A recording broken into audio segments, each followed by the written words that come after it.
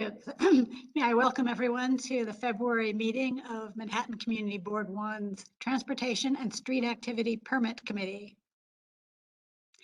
And I'm joined by Michael Francoeur, who's going to be handling the slides for me until he turns them over to other presenters, and Lucian Reynolds, our district manager, who'll be playing host. Next slide. I want to wish everybody a happy Lunar New Year. Because yes, it is kind of a shame. This is a big holiday for many people, which is why, in fact, our usual Jen won't be here won't be representing the DOT tonight. She's celebrating. Next. We only have 3 items on the agenda, but you'll notice all of them are resolutions, or potential resolutions. So I thank everyone for hanging in to vote through the end, if possible. And I'm going to start with the first item, which is very exciting, about a new member of our district, and I'm going to ask for some assistance here with pronunciations. So Matt, is it Vigiano? Vigiano. Vigiano? I had it right the first time. And Nathaniel Rotzko? Whichever of you is going to be doing the presenting, I'd like to start out. If you tell us a little bit about your hotel and the request. Sure. So my name is Matt Vigiano. I'm actually a vice president at Casira as part of the real estate team. I have a long history at CB1. There might be some folks who know me from when I was your urban planning fellow way back when. I don't even want to say when that was. But I'm now part of the Casira team. This is actually part of a liquor license application that was before the board in November. As part of our application, we submitted a variety of materials, including a transportation study undertaken by Philip Habib and Associates, and my colleague Nathaniel is here to walk us through that study. We are effectively applying for changes in curbside regulations that not only we think would support the operations of the hotel and were laid out in the transportation study we provided to CB1's licensing committee, but will also help to reduce congestion in the area. We are coming here as part of DOT's requirements. Any hotel at about 100 rooms or more do not typically go to a community board to request this sort of support. We are at 97 keys, so just a teeny bit under that threshold, and are here to request the community board support for these, I would say, modest changes. So we would love a resolution this evening, if possible, in support of that application that would then get voted on by the full board at the end of this month. I'll turn it over to Nathaniel, who can walk us through the study and what our recommendations are. So Nathaniel, if you're there, I see that you're somewhere. I haven't scrolled windows, so I'll just turn it over. I'm here. I figured it out. Thank you. Nathaniel, do you want presenter privileges? Do you have anything you want to share on the screen? If not, that's fine. I actually have that image, Nathaniel. I can screen share it if you want. So I think, Michael, you asked that question. You want to give me? Sure. Yeah. And I can share an image. Just made you the presenter, I believe. So you should now see somewhere on your screen, hopefully next to your video, something to share. Yeah, I just need to find the right window. Sounds good.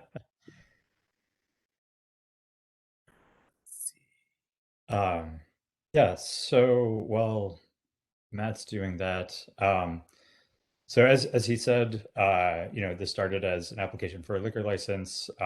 As part of that, there was concern about traffic congestion being added by the hotel. So we sort of took it a step further and projected all of the traffic trips for all of the different peak hours to kind of see what we're looking at. And we found that the hotel itself is not going to be adding enough traffic to the street network to cause congestion.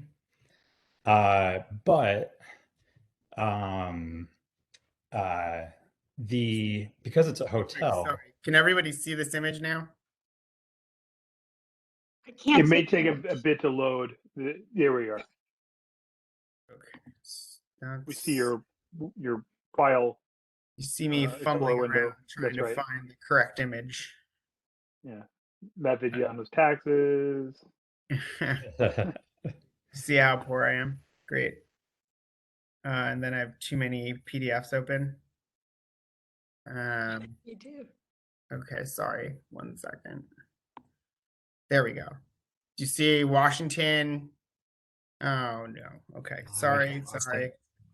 Clearly, here we go.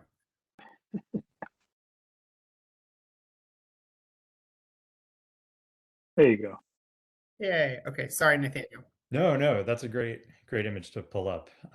Sort of sums everything up. So as I was saying, we forecasted all the trips that could be created by the hotel, and in doing this, we took factors from other projects that have been completed and approved by the DOT, and we sort of apply them to the maximum space in the hotel. So it's imagine if every hotel room was completely booked, every seat in the restaurant was taken, every space was filled, to just make that sort of like very most conservative scenario.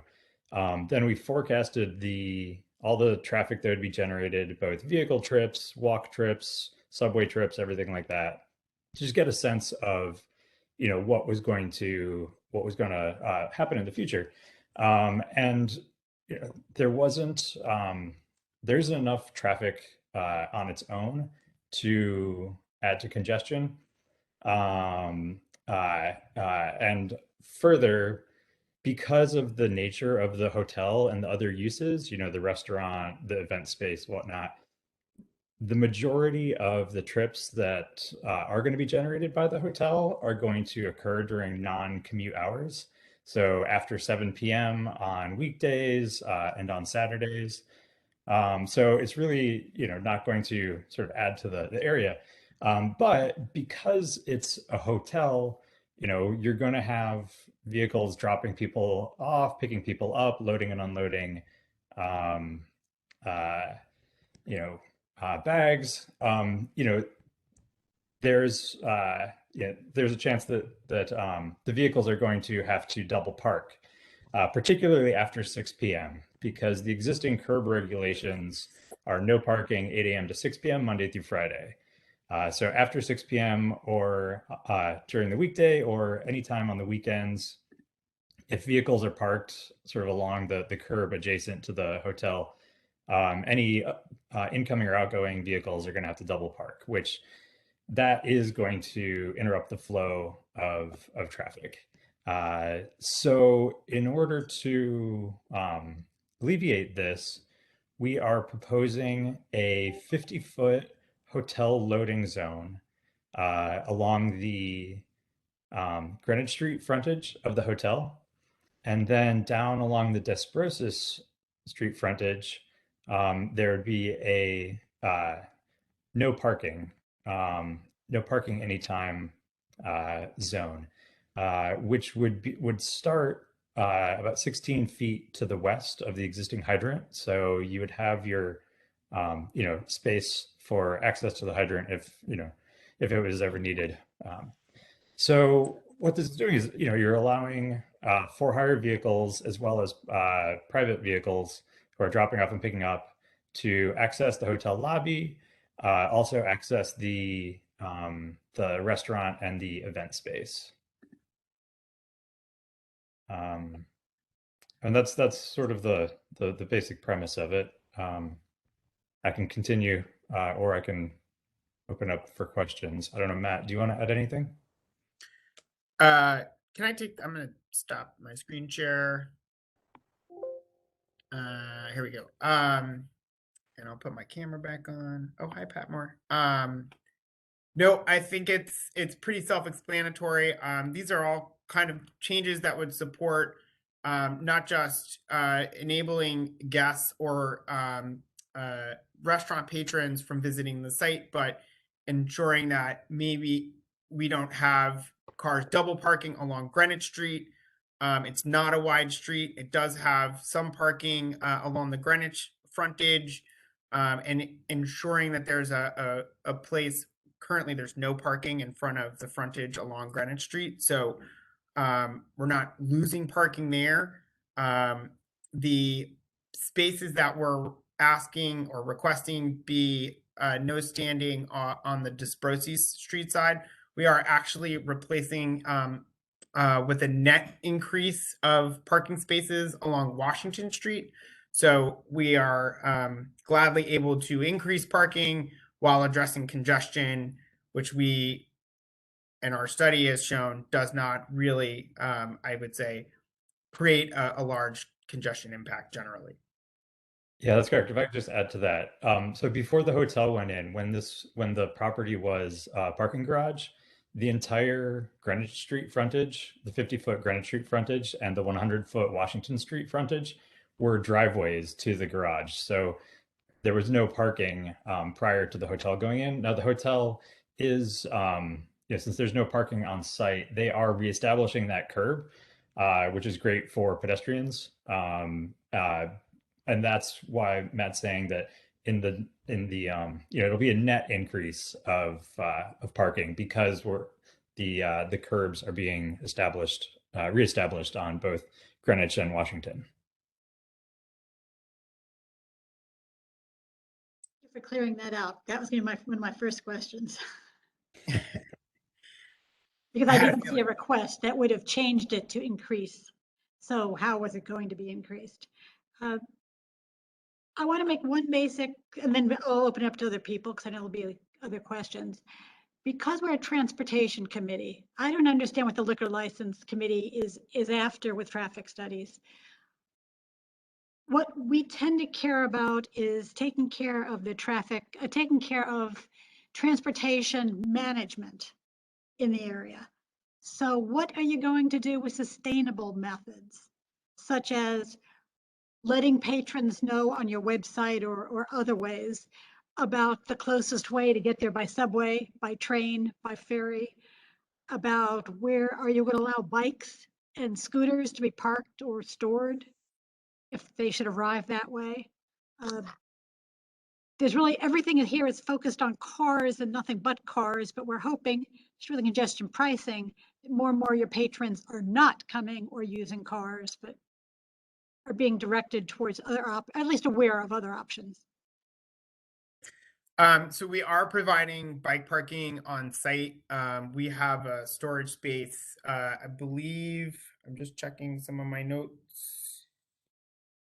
It's 10 spaces. I'm trying to get you the exact square footage, Betty. It's about 110 square foot space within the hotel for bike parking.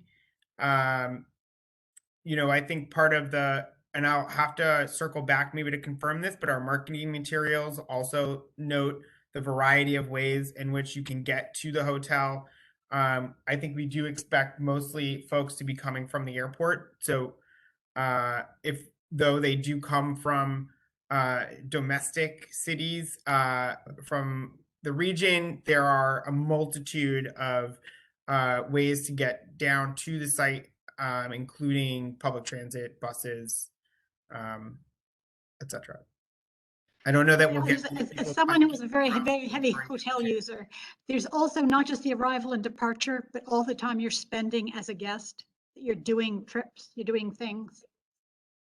Yeah, we in the transportation report to the liquor board, we did talk a lot about buses and subway access, and all anyone really wanted to talk about was cars. So that's why on this one we just focused on that because that seemed to be the concern. But there is I think the Canal Street station is within a quarter mile, which is sort of the standard for walkability. Then there are two other stations which are just beyond the quarter mile. And then I can't remember exactly how many bus lines are within that quarter mile, but there's at least two or three. And I know there was some mention of City Bike Station as well, because again, if there's any desire for any of these things that are also asks of the DOT, we'd appreciate knowing and we'd be willing to help on those things too. Yeah, there's a city bike station just around the corner to the north, at the north end of the block. I forget what street that is, but at the corner of Greenwich and whatever is north of Desbrosa Street. I think that's Right, so you're Walk. accommodated.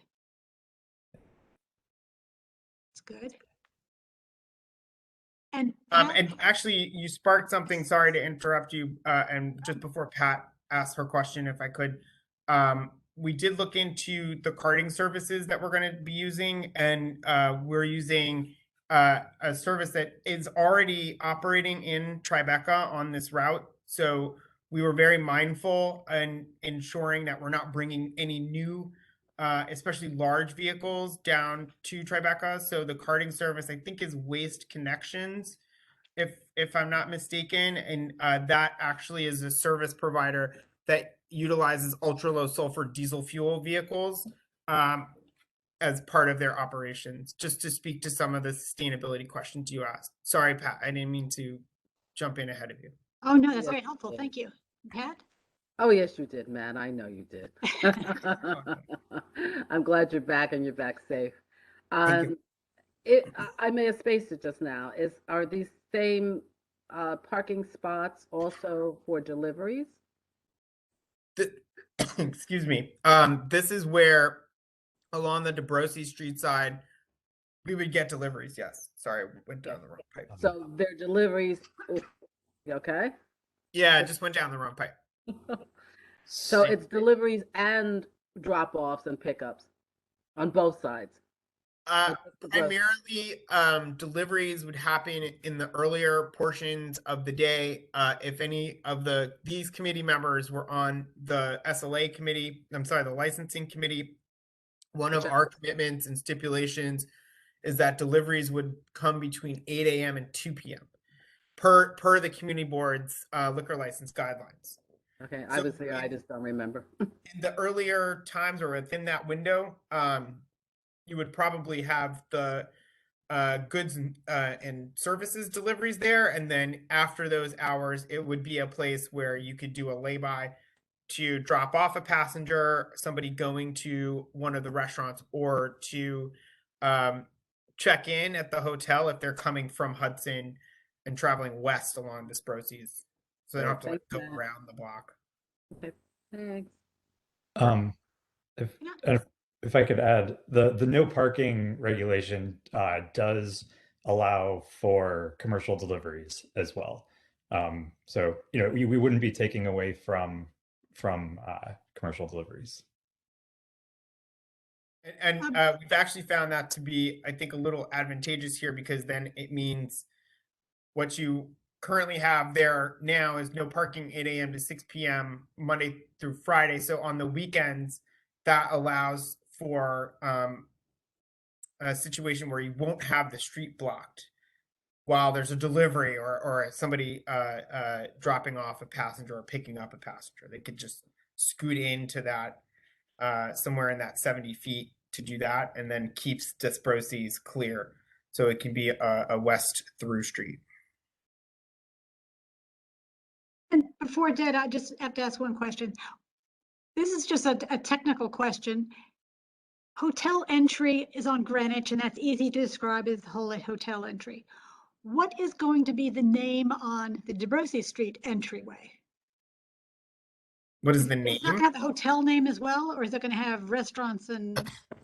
We don't have like marquee signage or anything like that. The business that would be operating along the Desbrosi Street side is Phuket Restaurant. There's actually two.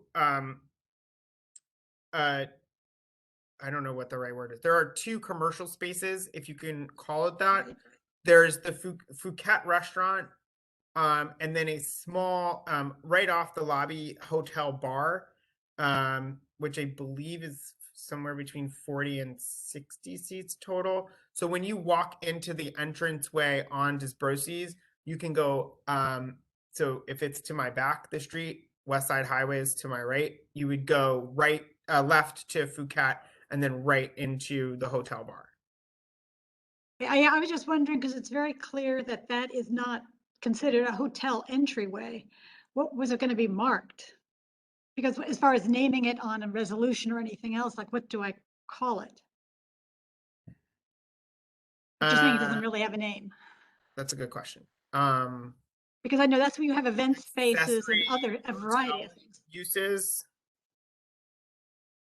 or maybe accessory commercial hotel uses, because they're the they're the two restaurant or small F&B part on the Desbrosies Street side, where the hotel entrance fronts on Greenwich.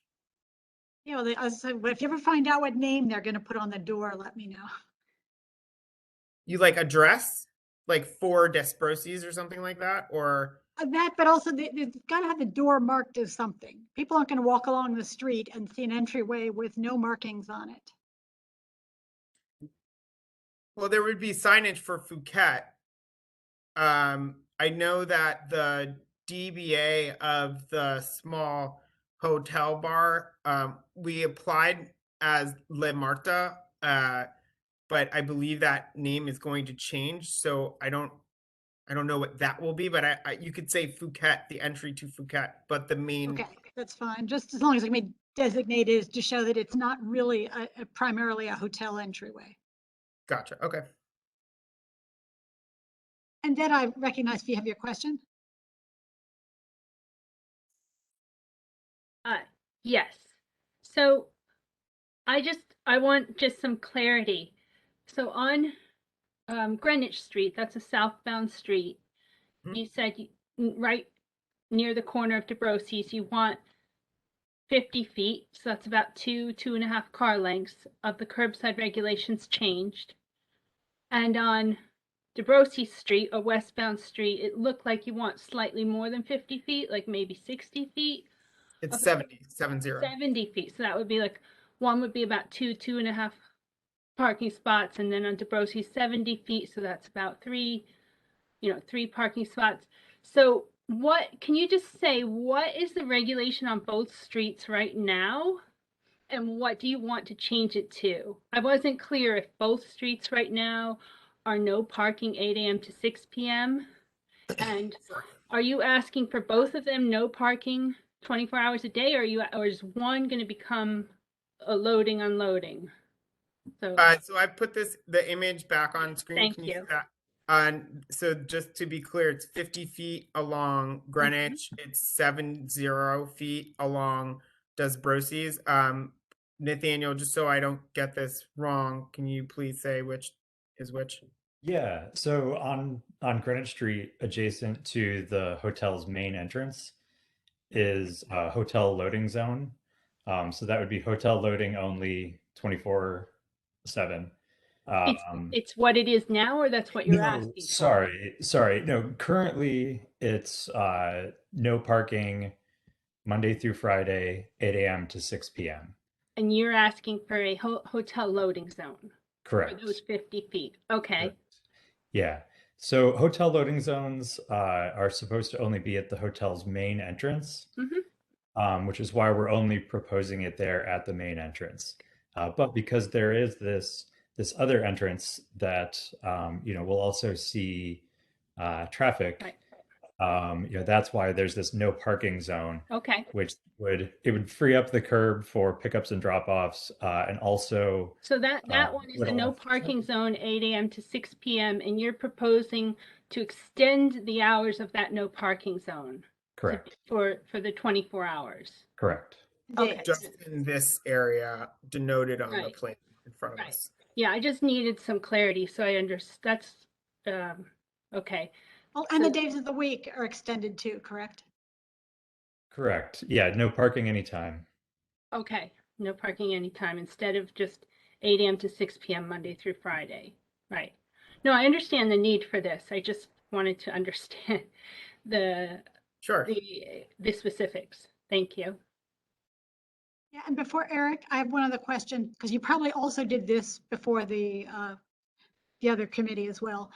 Is there any intent to open outdoor dining on the sidewalk or on the street at the entryway on DeBrusson Street? Sure. So this was part of the conversations we had with the licensing committee.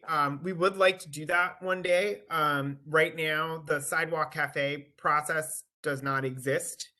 What was a Department of Consumer Affairs process Right. is now been folded into DOT under the Open Restaurants program. You know, I'm not here to make an opinion on that one way or another. I know that there's some controversy around the program. Those rules are not clear as of yet. There is a appointed body of folks who are promulgating rules, and those rules have not been made public at this point. Once they are, it is something we would like to do, but would do it in consultation with our neighbors, with the community board. These were among the commitments that we made as part of the licensing process. I don't know if anybody knows this, but we, in partnership with the community board, formed what we called the 456 Greenwich Working Group, which comprised area residents, the community board, as well as elected officials, and that's residents from on this block as well as across the street, some folks from across the Brosies and even along Washington as well. So we would work with that group when we get to the point where there's clarity on those rules, Betty. Okay, because one of the reasons I wanted to let you know was if the rules are probably going to be that the outdoor dining, if you go to the street or sidewalk, have to be at the actual frontage of the door where the restaurant is on the first floor, which could be in conflict for where you're asking for the sign changes for the drop-off area, which could put you back into have to come back and move all the signs around in the future. Gotcha. So I wondered if you thought that out to know where you want to place your drop-off pickup. Yeah, if I'm understanding what you're saying correctly, you're saying maybe like this space, this area where the hand now is, right? The blue area would create, or you're saying it would have to be the entirety of the blue area, or not just necessarily. overlap? The way they're defining it now is the space that is directly in front of the restaurant.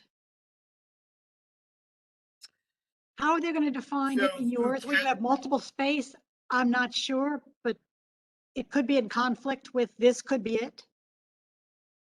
So Phuket is this part of the frontage? I believe. Well, I thought there was an entrance somewhere around here. So theoretically it could be here. Again, I think it's a matter of, I certainly don't want to speculate. B, don't know the entirety of the rules that are being released, and so I wouldn't want to make an incorrect speculative plan of where the outdoor seating would go. No, that's very smart, and I wouldn't know either if the restaurant is actually in that corner. They may consider the space by the corner actually what you qualify for. So I don't know. The rules won't be written for quite a while. Just wanted you to think about if there would be any conflict, you know, what you might want to do with this, but it sounds like maybe they wouldn't be. So thank you. And Eric, if you'd like to ask. Yes, hi. So on DeBrusson Street, you're requesting for 70 feet to be no parking, but then it'll actually be a de facto set 97 feet because you have the hydrant on the corner. So there'll be essentially no parking permitted from the corner all the way to the front of, I guess, the entry for this restaurant. That's a lot of real estate to take off. I mean, a lot of curb space to take. And this is requested for patrons of the restaurant to be able to get in and out. Was that the purpose of this? Also to accommodate delivery of goods to the hotel. So whether that's for the kitchen, linens for the guests, as well as our patrons and our guests. So those trucks or vehicles would not block DeBrosi Street. And You're So- not allowed to park there during the week anyway. So instead of taking 97 feet, why not Sorry, shift? it's 70. I mean, if you're counting the 16 feet and this 11 feet, I'm not sure Because exactly where the hydrant is in this diagram, but maybe Nathaniel has a better sense of that. because per the parking rules, the drivers are not permitted to park what? I think it's either 15 feet from a hydrant. 15 feet on either side. So I why think not? there's a little bit of overlap with that in our Yeah. 70 feet. So then why not shift the loading, this no parking zone proposed, to the right? Because that's already a de facto, no parking zone anyway. Instead of taking up, all of this curb for, for loading and for deliveries and for patrons to use. yeah, so And- I think I understand what you're saying. So you're correct that you cannot park in front of a hydrant. You need 15 feet on either side. So that also means that you wouldn't put any sort of curb regulation there because the overarching curb regulation is the hydrant. So you can't put a no parking zone where there's a hydrant, which is why it's located to the west of that sort of buffer around the hydrant. And we sort of understand that it's taking up space. It's for the patrons of the restaurant, but also there's an event space in the basement that will also see people coming. And as Matt said, the deliveries. But that's why we wanted to point out that along Washington Street, until so prior to the hotel, there would have been no parking along Washington Street, which is 100 feet of frontage. That was entirely driveway when this was a parking structure. So the hotel is actually adding that 100 feet. So there's a net gain of about 30 feet of parking. And well, I do understand that it's removing parking. It's sort of the point is to keep traffic moving. So it's sort of what's the preferable option?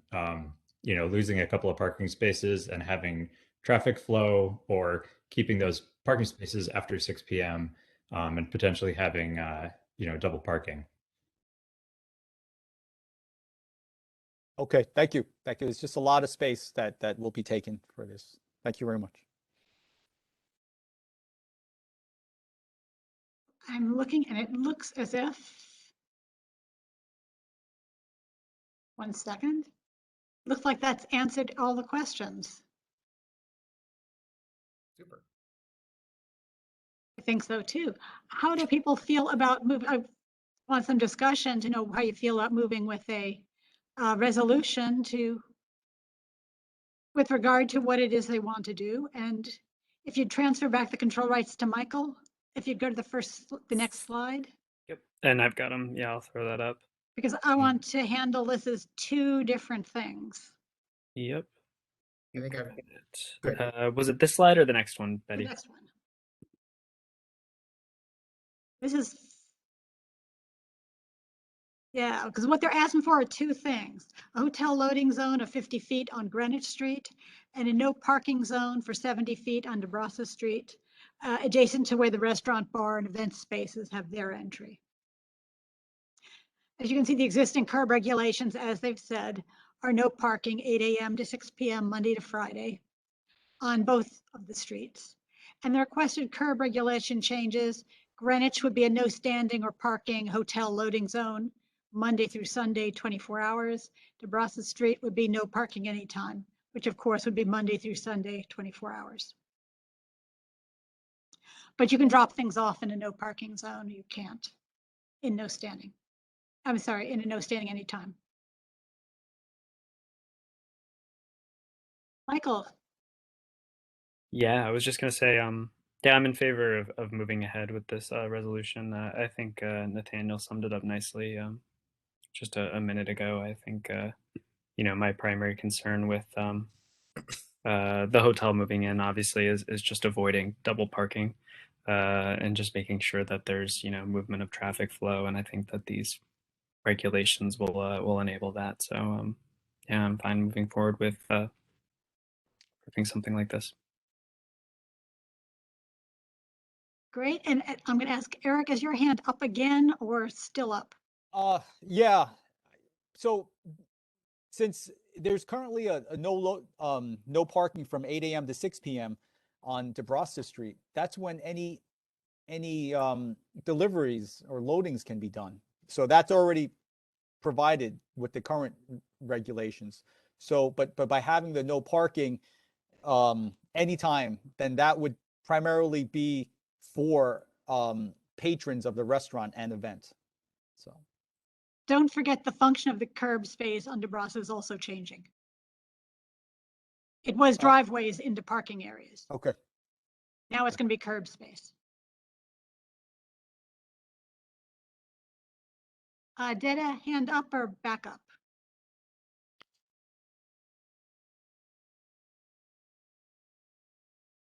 Detta, you muted? I think that was up from previously. No, it's okay. up again. It's up Oh, again. it is up again. It's just Sorry, Dana. saying, I echo Michael Francoeur. I would be comfortable moving ahead with this. The city in general is trying to move towards more loading, unloading zones where needed.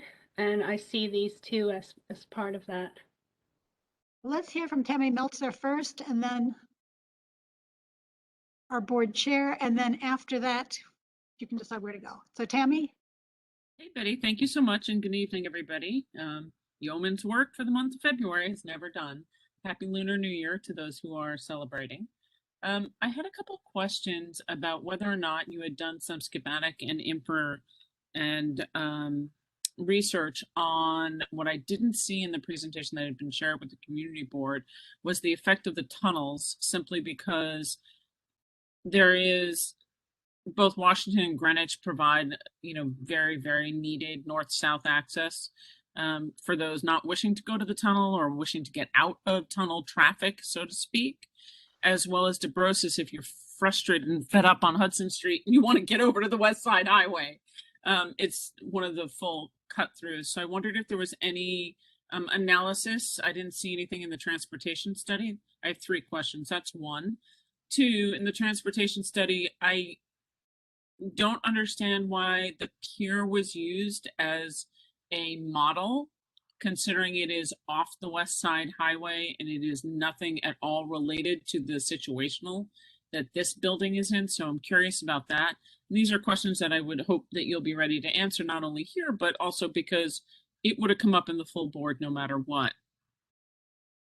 And then thirdly and lastly, there are 2 extremely large event venues right up the block from you, between Hudson and Greenwich on DeBrosas, and what impacts were considered and look in terms of traffic conversations were had with that particular venue in relation to the hotel.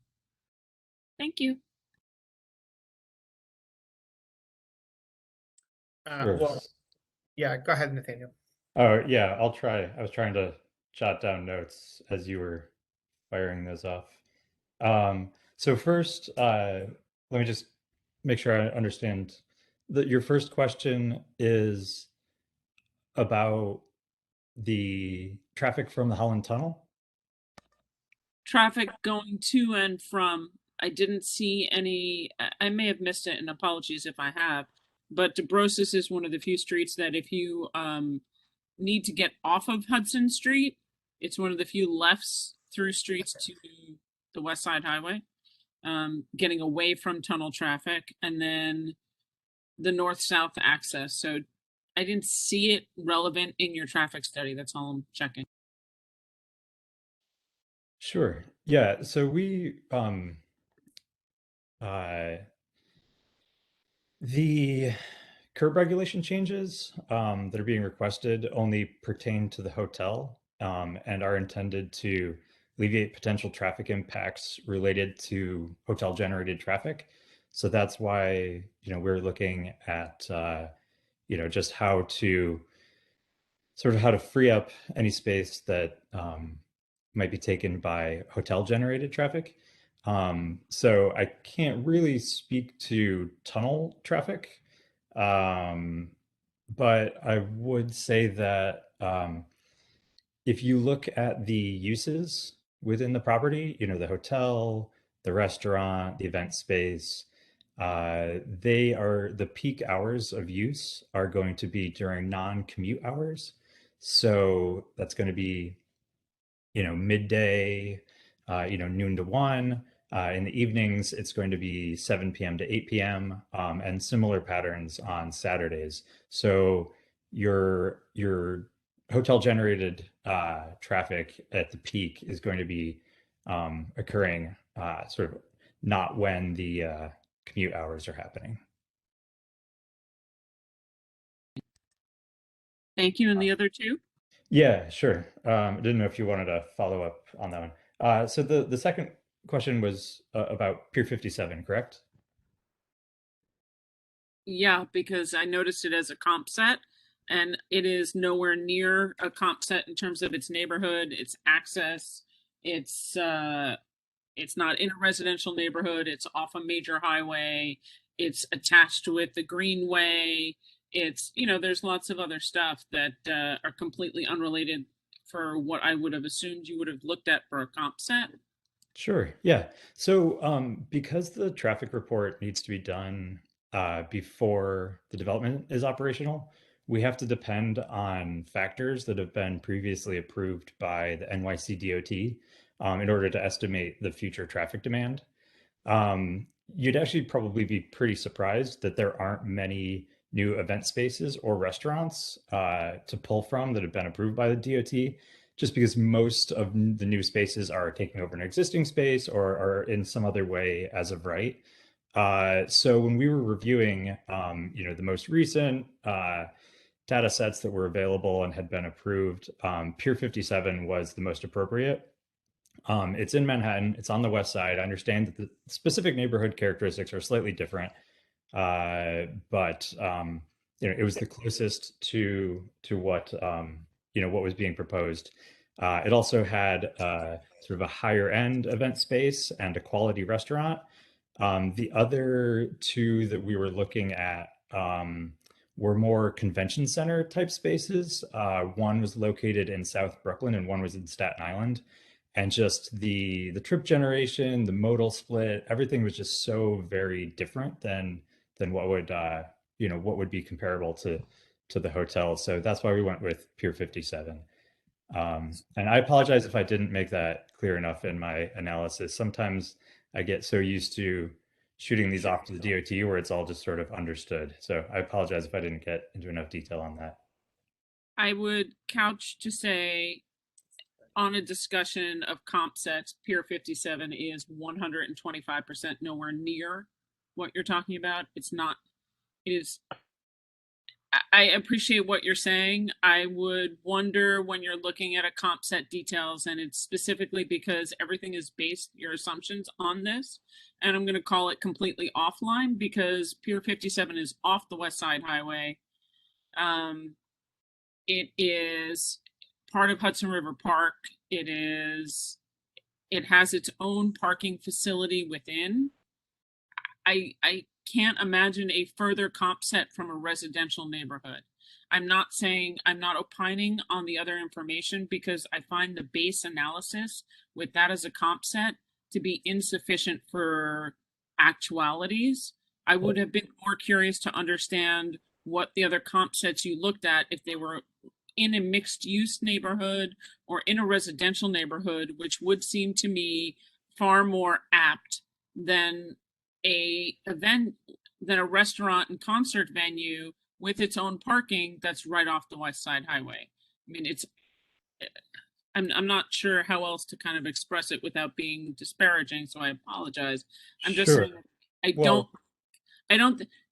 we know the community. It's not a fair comp set. And when this gets to the full board, that will be a conversation that is had. So I'm trying to do my due diligence to let you know that people who may not be on this smaller committee will look and say, how can you claim that Pier 57 is anything remotely related to Desbrosses?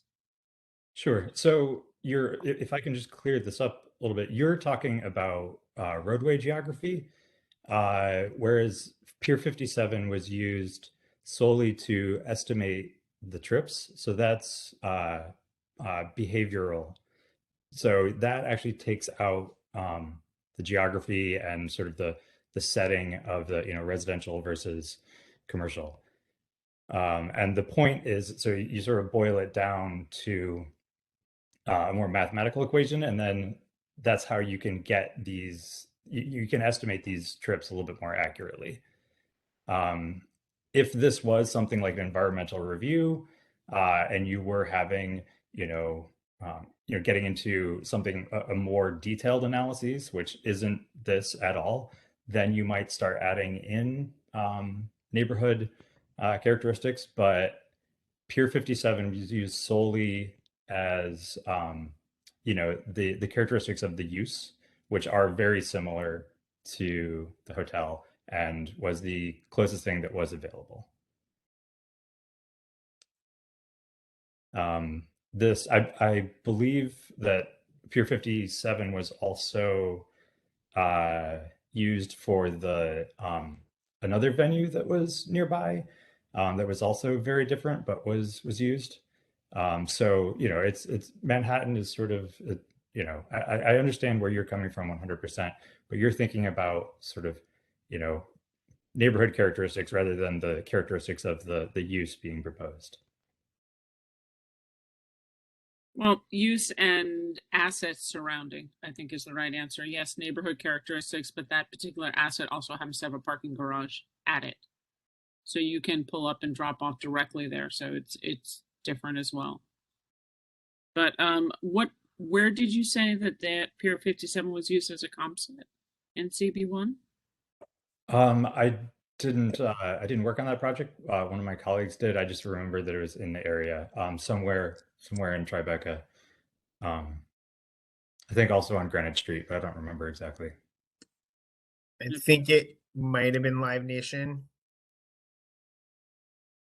You mean the one that the board holistically voted down? And Yeah, that we have nothing to do with and are not in any way, shape, or form like. But right. For DOT's purposes, that's how they ask us to do the analysis. So DOT was the one who asked you to use Pier 57 as a comp set? No, I think well, I would let Nathaniel maybe answer it, but I think the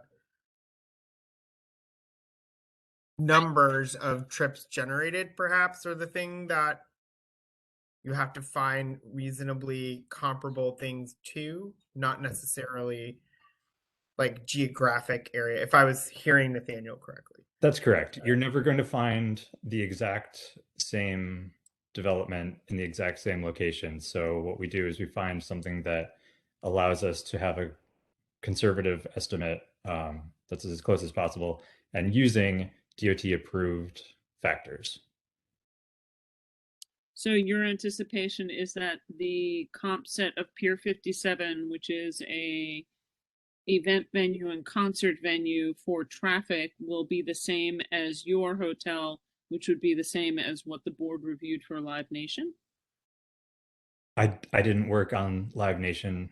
I don't know. I can't speak to Live Nation.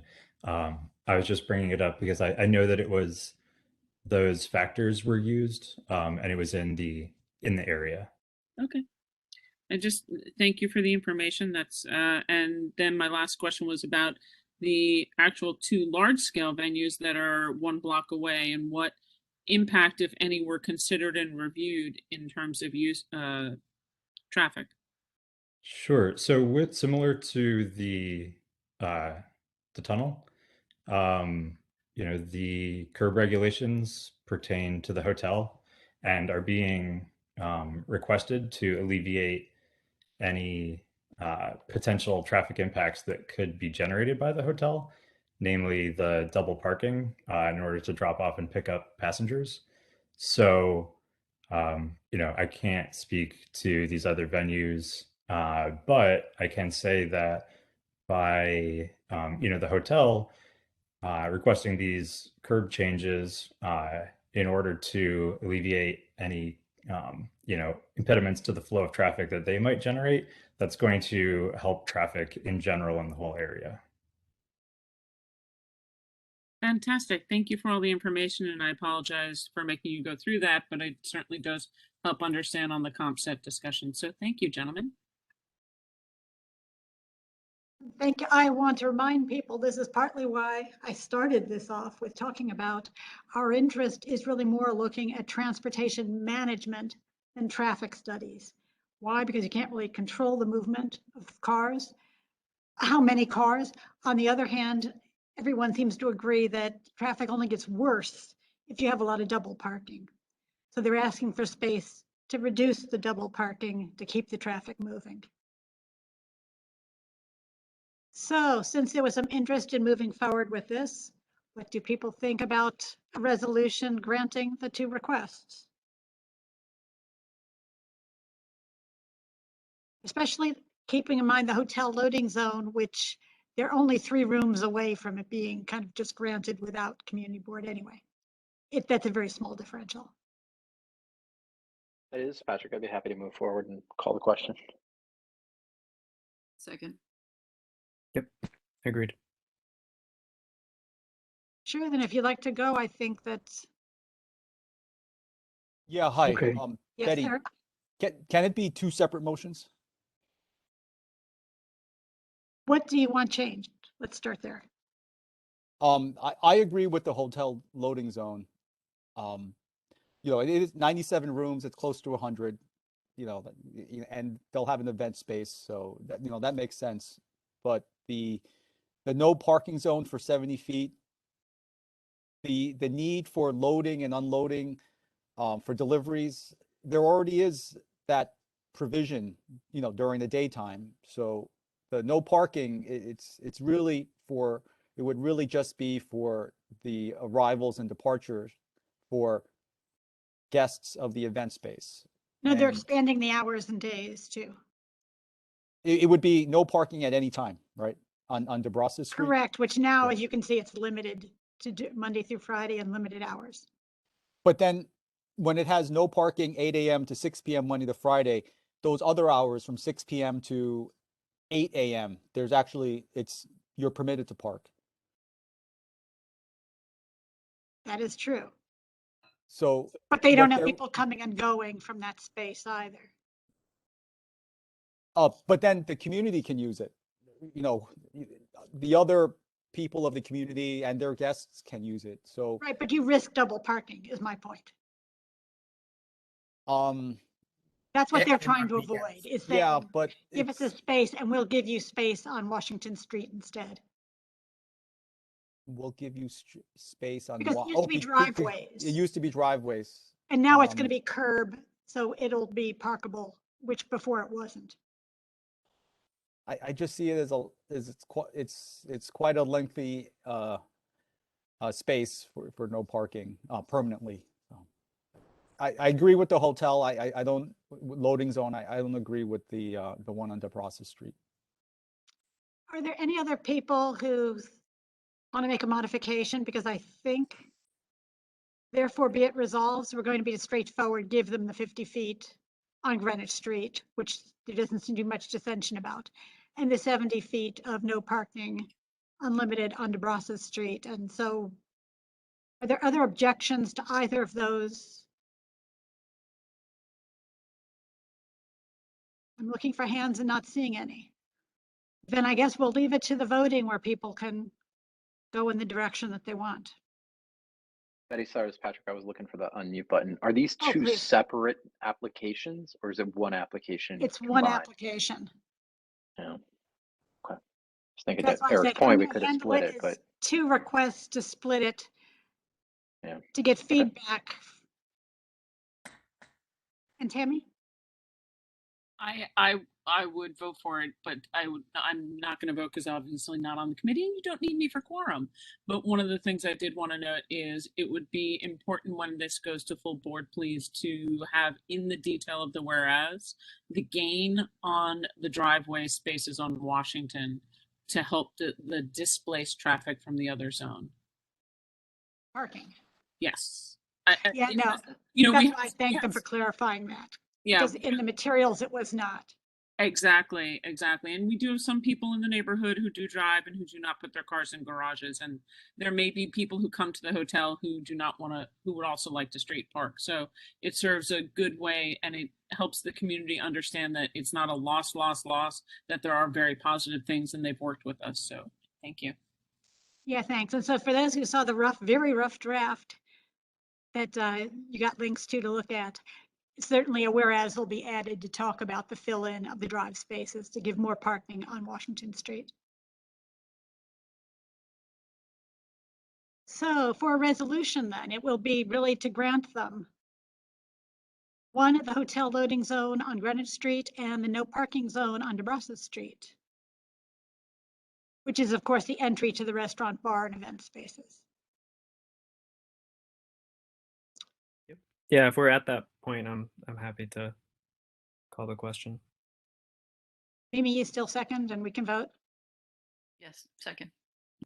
Great, then I turn over to you, Lucian. Alrighty, here we go. Kay, Yes. Francoeur, Yep. Yes. Pullman, Yes. Flynn, Yes. Froman, Joyce, Cannell, Cannell, yes. you, No. and all. All yes. Okay, motion carries. Great, thank you, and thank you, gentlemen, for presenting, and welcome to our neighborhood now that you are part of our constituency. Thank you so much. Have a good night, everybody. You too. Matt, don't forget to come to the full board meeting. I wouldn't miss it. Thank you.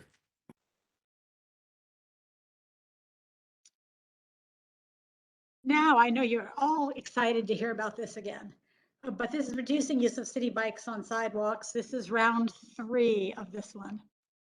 And hopefully Tammy's promised we'll go earlier in the day, but I also did some cleaning up of it to make it a little bit clearer that the focus really is just on trying to get city bikes off the sidewalks.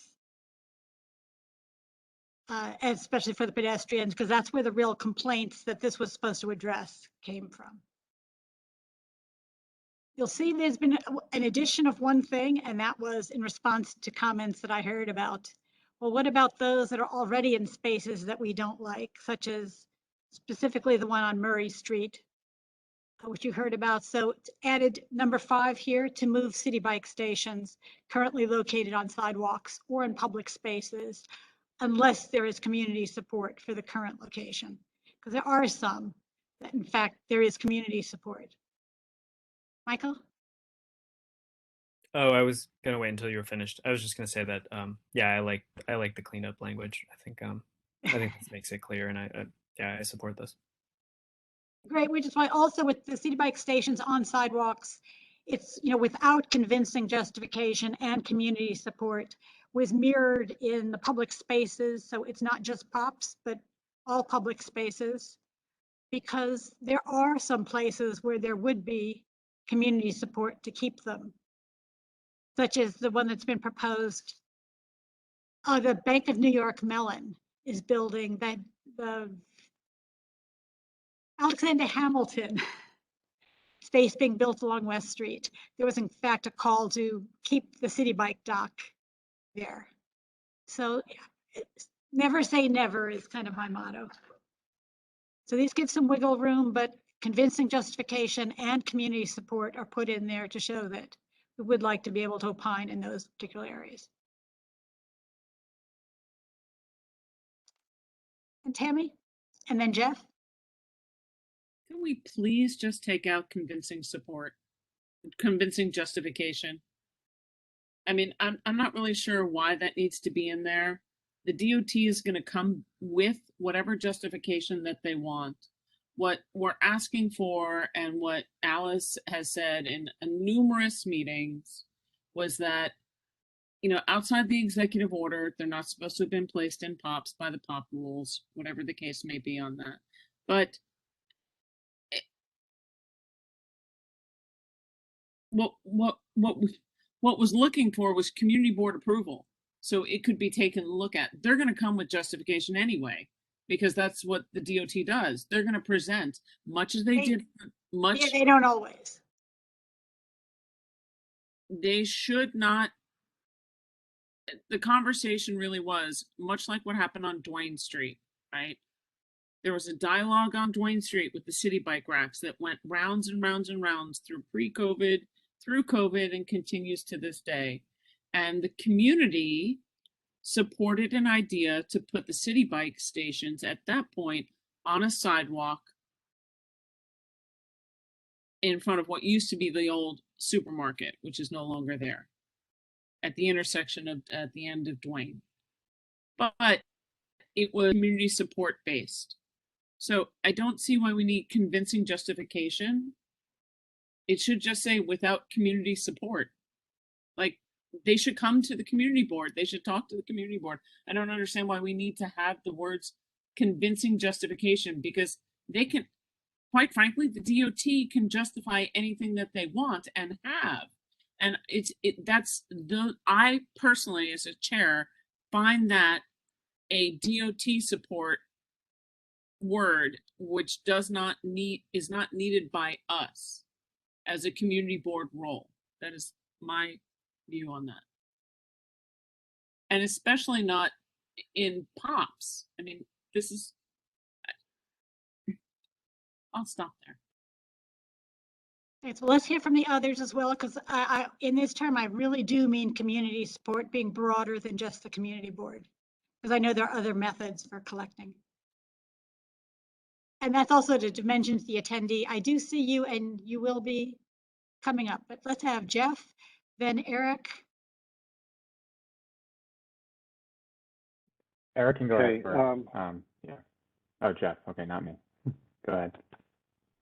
Okay.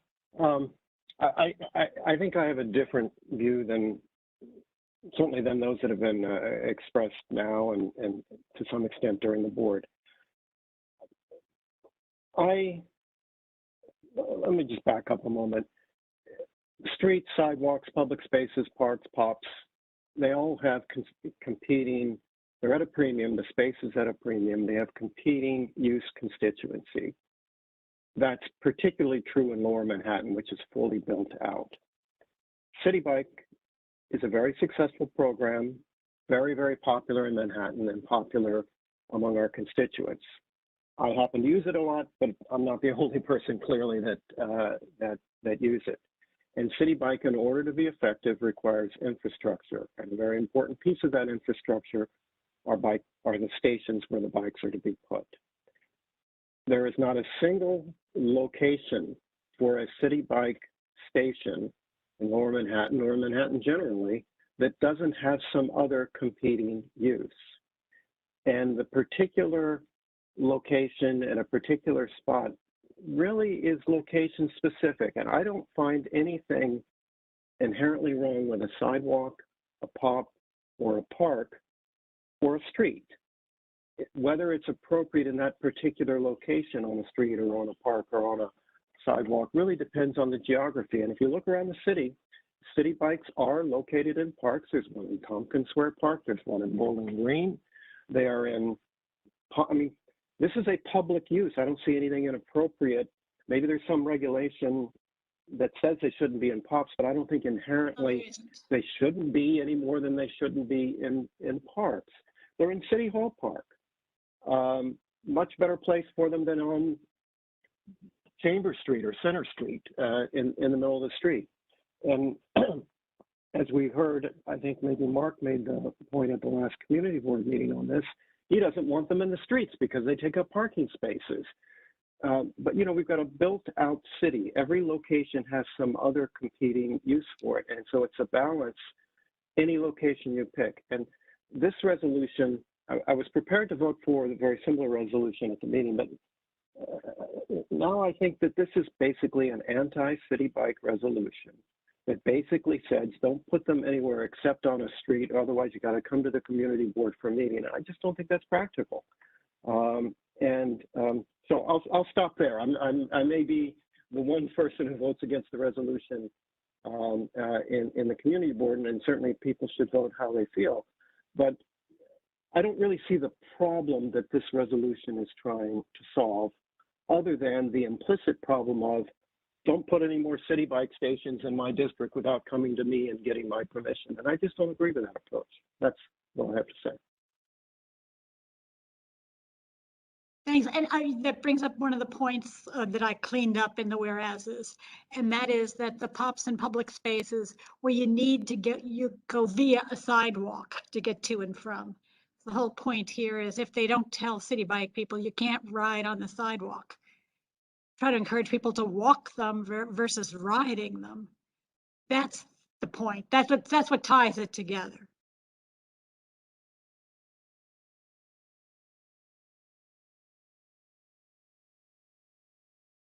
And Michael, you were going to go next. Oh no, feel free to go to whoever you're going to call next. I'll go at the end. I already spoke. Well, actually, now I've lost my space. Somebody from the audience, Paul M. If he could be unmuted. Yeah, I don't know that I can do it, but Lucian. Do it. I did.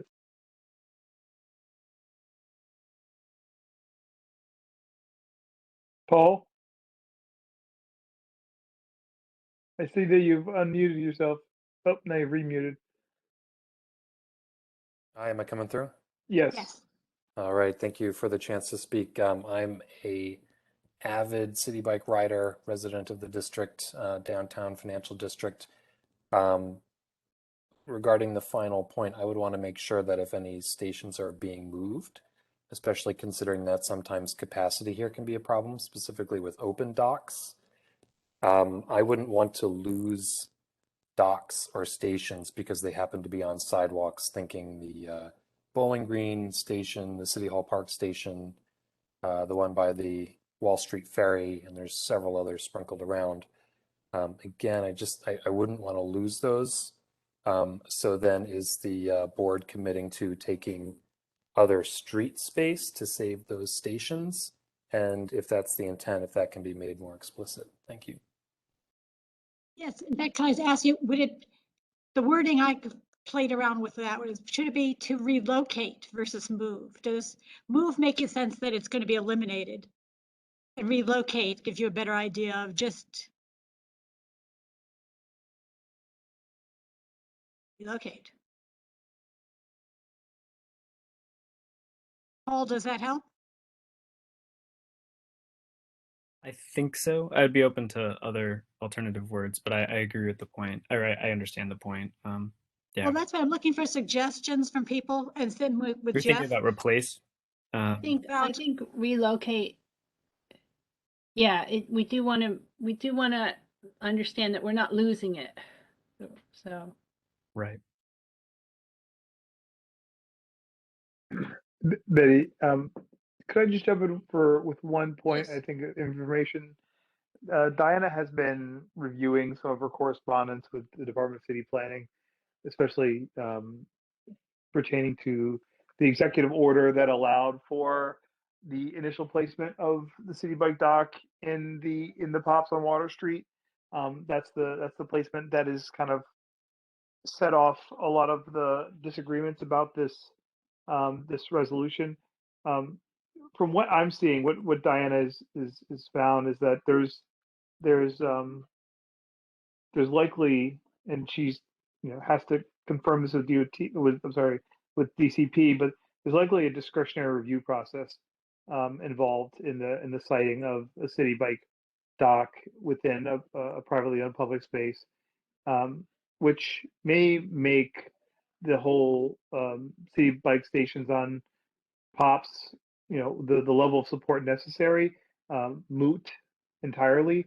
Because if there is a discretionary process, then the city, we would just have to follow whatever that discretionary process is. So I don't think you even need to have that elaborated with a threshold of support at all. So Because you're saying number 2 could be eliminated? yeah, I think you could just take out the whole pops thing entirely, because there's an entirely separate discretionary process through Department of City Planning for that siting, and it's not as simple as a sidewalk siting or a curb lane siting for a DOT or any other kind of jurisdictional thing like parks. But pops is a different animal because it is private property with zoning implications. So that was only really done so quickly because of the COVID pandemic related emergency order. So I think that, yeah, I think we could just not even wade into that at all. So Michael, can you refresh the slides? Because I've made 2 changes and I don't see them on the screen, but I know they appear on my. Yeah, I think I've just got it now. I say just so people see where it's going. So I've Yeah. eliminated. Yeah, this is big her enough. I'll keep it Lucian's in this suggestion. format so that we can continue editing it. And also the last one, number 4, it says to relocate rather than to move, making it seem like perhaps implying eliminate it, which is not the intent at all.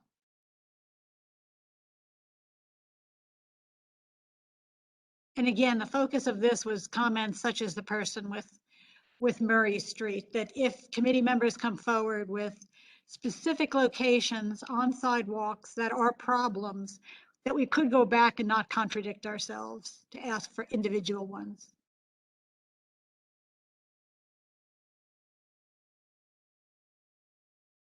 And Charles Komanoff, if you'd unmute him. Sure. Charles, I'm requesting you to unmute yourself now. And hi, everybody. A question about 3, is it? I guess you did change this, Betty. Oh, so it's now 4. Nope, no, it's excuse me, it's 2. What does it mean to have the bikes positioned toward a bike lane, so that instead of facing the sidewalk, they would face out toward the street? Yes, what it came about was there were some suggestions that came up where we have painted extensions, and they put it so that when you pulled the bike out, you were pulling them out away from the bike lane toward the pedestrians on the sidewalk instead of flipping it the other way, so that you'd be pulling it out towards the bike lane rather than into where the pedestrians are walking up and down. Wait, I don't understand, because every time I've ever used a city bike, when I pull it out, I'm pulling it away from the sidewalk, which is what we want, right? And I'm pulling the back of it sort of, a little bit into the street, and then I swing it around and I get on it and I go. So I must be missing something. No, and that one would be just fine. Like I said, Lucian was on a call with me and saw when they were projecting, DOT was suggesting one, and it was exactly the opposite. You pulled the bicycle out into the sidewalk versus toward the bike lane, which was. Okay, and again, we don't want anybody pulling the bikes toward the sidewalk, right? Well, if there's a choice, which in this case there was, because it was a painted sidewalk extension. Okay, I'm just mystified because I don't know. I think I'm pretty observant, and I don't think I've ever seen or used anyway a city bike dock that was, where you would pull it out and pull it onto the sidewalk. So and I should be better informed on all this, I guess, but isn't there a sort of city bike practices manual that instructs them to maintain the current practice of pulling them out? Ask Jackie Lazaro that, if she has an answer.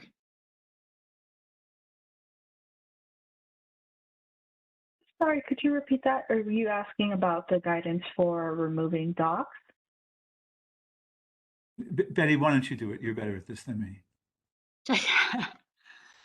Yeah, no, what he's referring to, can you see the screen? Because it looks like you're on a phone. Yes, I have the screen up.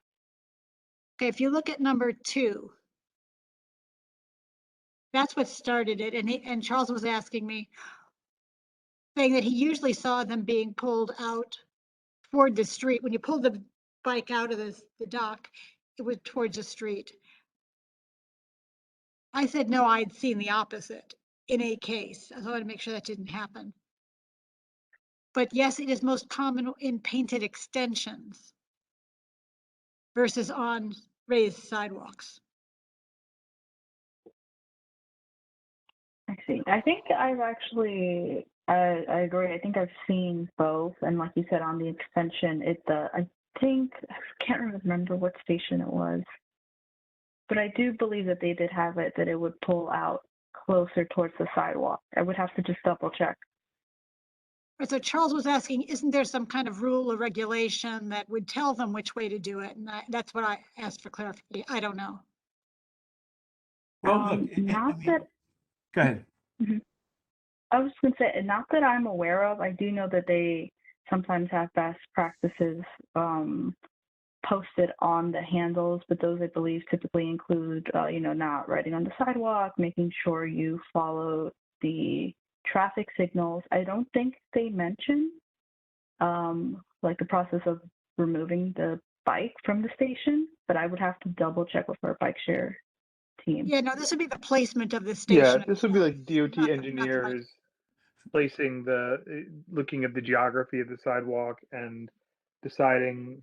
I think part of this may have also been 3D bridging related. Having this one part of the dock in the curb lane and one part of the dock on the sidewalk, necessitating the bikes to be facing the building instead of No, it facing was the a street. floating area all in the street. Right, but okay. But either way, do the engineers, when they're working with Lyft, is there any sort of guiding principle or documentation that says the bike should be oriented one direction or the other, towards the street or away from the street? I'm actually not too sure. I would have to check in with them to get that. But yeah, I can definitely, check in and see if there is any guidance that they have to follow in terms of their citing guidance or criteria, and get back to the board with that. Answer. Great, thank you. So I'm just wondering, maybe you want to consider striking this item as being a little bit superfluous and potentially confusing. Is it really needed? It's not that it's that big of a deal, but maybe it's just sort of in the way, number 2. Betty, may I? Yeah, sure. I want to hear what other people have to say about. Thank you. There are stations that are in unusual locations within our district that this qualifies very, very well with. If you can think of the fact that the city bike station that's next to Stuyvesant, the one that's in front of Brookfield, and further down in Battery Park City are all located on sidewalks. So when you are taking the bikes out of there, they are just slightly removed by barrier from the bike lane. Yes, most New Yorkers would know to circle around and hop onto the greenway necessarily, but the tourists, even at those locations, have a tendency to ride down the sidewalks. And even when the one that was by Brookfield was in the back on the side of Gateway, there were people who would ride specifically just straight down the sidewalk. So number 2 addresses not only the existing, but in a future thought process by taking a look to position the bikes towards the lane versus towards the sidewalk. There's no reason to strike it, I don't think, because it's more of a guidance, because what we want to do is get more bikes and more people onto the bike lanes. Okay, well then maybe the wording, there's just something about the bike's position toward the lane so that the bikes face, we actually want the bikes to be facing away from the lane so that they can be pulled out onto the lane, right? And you might be getting lost in the weeds. I think it's an intent thing, but again, No, in fact, Michael, can you update it again? Because you can see the word change. I actually was typing the same words that Charles was saying as he said them, so. We're on the same page. Position so You that might the- want to fix the grammar, but that's what I'm talking about. Right. Yeah. Okay. I'm just wary about adding verbiage that somebody at some point is going to use as a cudgel to go against city bikes, which I don't want to see happen. So I'll just close by saying that aside from this maybe picayune point, Jeff Galloway really spoke everything that I wanted to say about the good that City Bike does for our community and our city. And so I basically stand with his remarks. Great, thank you, and thanks for cleaning this up. And everyone, excuse the verbiage in number 2 right now. I will. It's very poorly worded, but I do think pulling out toward the lane does make it clearer to people. Thanks, Betty. So let's go with Eric, Jess, then Pat, then Mimi. Yeah, hi. Back to convincing justification. I support City Bike, but I prefer that phrase, convincing justification. I want whoever's reading this to know that there should be a high threshold before giving public space to city bikes. So however it's written, but I just want whoever's reading it to know that there must be a high threshold before giving the space. Thank you. Thank you, Jess. Thank you. Yeah, so I want to support this. And, you know, when this originally was conceived, this was, you know, thought of as a way to address a very specific concern, which was people on the sidewalks. And it did that initially, and I think I was the one who suggested, I think I said compelling justification initially, now it's become convincing, which is fine, to send the signal that, you know, we're not saying they can never be on the sidewalks, just come to us, we'll talk about it and come to a solution, which I think is a fair compromise. And obviously over the past couple of months, this has become sort of a laundry list of people's objections to City Bike generally, and I want to agree with Charlie and Jeff that we should be resisting that, and I think we have, and I'm glad that we have. So the only thing remaining that sort of bothers me a little bit, and it's a small thing, but number 4, you know, this puts the onus on the Department of Transportation, and is basically saying to them that you need to survey our district, and every city bike that's on a sidewalk or in a public space currently, you need to come back to us and give us a justification for keeping it there.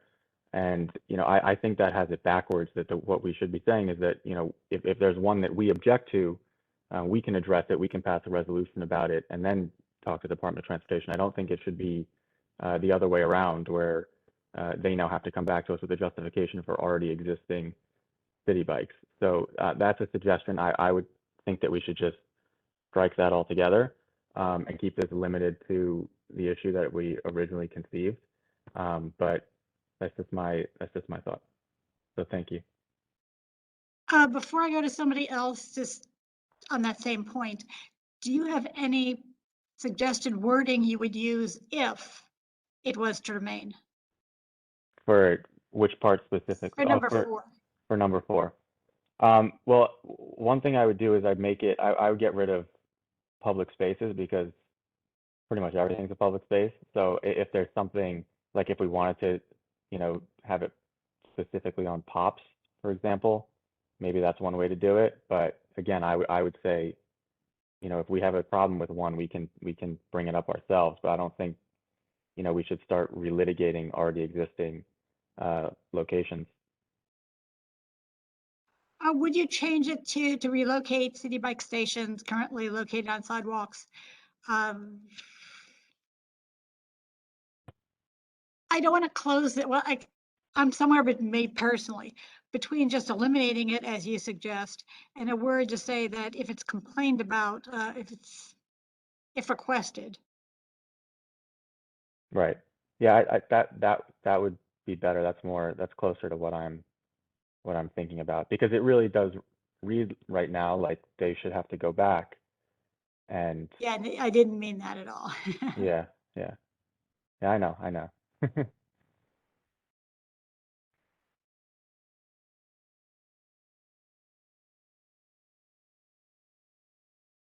I think, well, first of all, if requested by who? Would it be if requested by us, by Community Board 1? Or you should maybe just start, I think, first of all, for clarity, I think you should just start the sentence with if requested to relocate city bike stations that are current. I want to keep my verbiage the same. Yeah. So, Okay. but it can be if.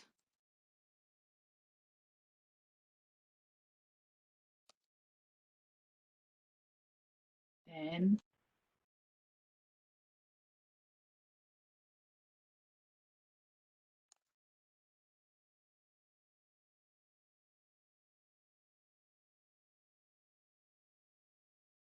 What about if their sidewalk location is what?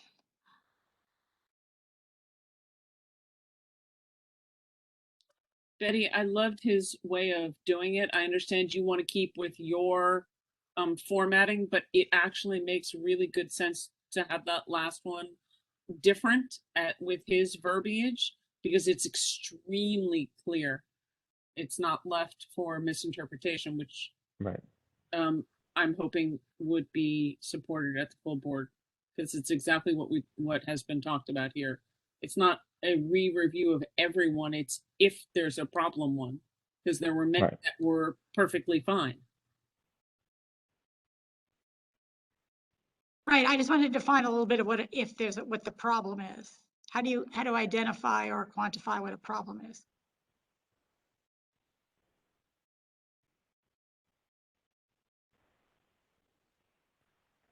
Yeah, I think To relocate city bike stations if their sidewalk location does not have community support.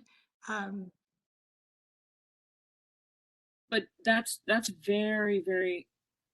I thought he had said if there was a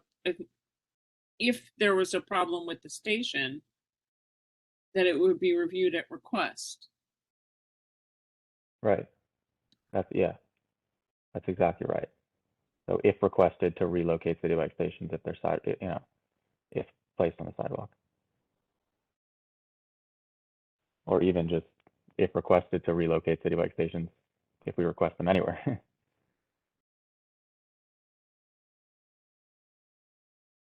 To relocate city bike stations if requested by whom?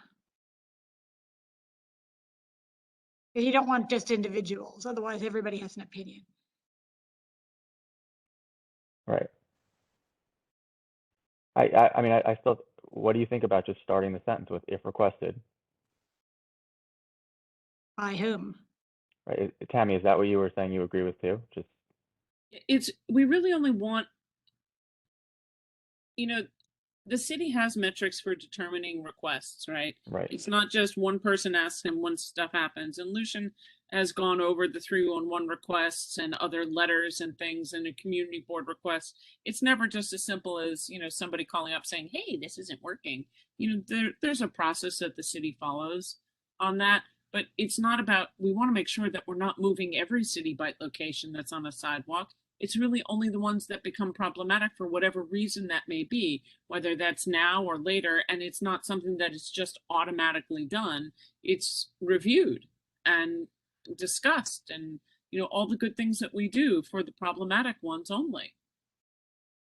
Right. Because you don't want to, I agree with Charles, as much as he's going to die on the floor for me saying that. But we don't want to review every city bike station in the community. We just want the ones where there have been problems. Right. Well, and only those on sidewalks with problems. Ideally. Yeah, ideally. Well, that's what, this is limited even to just those on sidewalks. Right, because you also have to remember at this point with the open restaurant program coming, there may be some locations that a community or a business owner would come to the community board and say, we're going to place a request to DOT to see if they would move this city bike station. we happen to know that they probably won't, but with the nature of the way open restaurants work, there's competitive uses for our sidewalks now. And that's a real question. So whether they're going to be looked at for safety or they're going to be looked at for economic development, there's lots of, maybe it needs to be moved for resiliency because it needs to go someplace for a bioswale in future look. But it's really only not everyone by certainly accounts. That would be too much. Do you want it to be to consider relocating? I think it's fine. I think as you wrote it now, it's okay. It works. Let me see. If I don't know if you're seeing what I see. It should be up. I Yes, think you I are. got it. Yeah, I see it. I see it. Yeah, I think that works. Broad enough, but has some meaning to it. Yeah. We're not talking about one person complaining. We're not talking about any specific generalizable. And it takes the onus off of them and just makes it a more, yeah. It's not, you have to review everything. It's, if it's requested, then deal with it. So I think that's good. Correct. And so let me hear what the others have to say on the same topic to make sure you agree as well. But Pat Moore and Mimi Flynn. Oh, I'm sorry, the host. I keep skipping you. Lucian, did you have a comment to clarify? I might have had one at some point, but I don't recall anymore. But I like the way this is going. Okay, then back to Pat and then Mimi. So I wanted to talk about point number 2. The whole point of the reso is, and the discussion was to prevent or discourage people from riding on the sidewalk. So, by the way, the bike station that used to be located on the corner of Broadway and Liberty, the bikes had to be removed from the rack, backed into the sidewalk. People would mount the bike right on the sidewalk to access the street. So that's the whole point of number 2, is that you want the bike, the back of the bike, to be positioned so that you back up into the lane, correct? Correct, and vice versa when you're returning the bike. Right. So why can't you just add something to the effect of, to position the docks when possible, bikes pulled out into the lane to prevent or discourage people from riding on the sidewalk, so that it makes it because that's clearer. In the whereases. It doesn't need to be in the therefore be it resolved. Okay. All right. So that's why a lot of the whereases were rewritten for the same reason. Okay. All right. Mimi? I was going to make a similar suggestion for number 2 and add a kind of footnote with a link to the target on, I put a Google Maps link into the chat, Lucian. That's a whereas statement. Yeah, well, it would be nice to just kind of have it's already in there, this specific. Yes. Okay, do you have a link? That was rewritten, so that's, I said this was major rewritten in many ways. And so there is a whereas that really targets, no pun intended, that particular location on Murray Street, which is right next to Target. I understand. Cool. It seems like people aren't understanding number 2, like Charles didn't understand. It just seems like it needs a visual, and right. or a link. So I don't know if we have links in this particular one, but I think at least one link to the map that shows the image would be useful. So you want me to go track down where this place is located? Well, I already put the link in I already did the work for you, Betty. I'm always on maps when we're in this. For number 2, or are you back to Murray Street? It's both. It's the same thing, isn't it? No. Wait, Murray Street. So where Target is located, I'm looking at it again. Is that Murray Street? Yes, it is. Greenwich and yeah, so that is where like the bikes pull out into the sidewalk, which is why. Well, they do, but it's all on the sidewalk. It's on a raised sidewalk. So and like when they pull the bike out, like I'm like coming out of Target, I have like all this stuff, and somebody's trying to put their bike in while somebody else is trying to pull their bike out, and it just feels like it takes the whole sidewalk. because you never know what's going to happen next. So that's a bad spot. That's all I'm saying. And I think we should include a link to that as a visual. Take a look at it again with the whereas statements, because I would put any kind of link attached to that whereas statement, which would be very specific to Murray Street.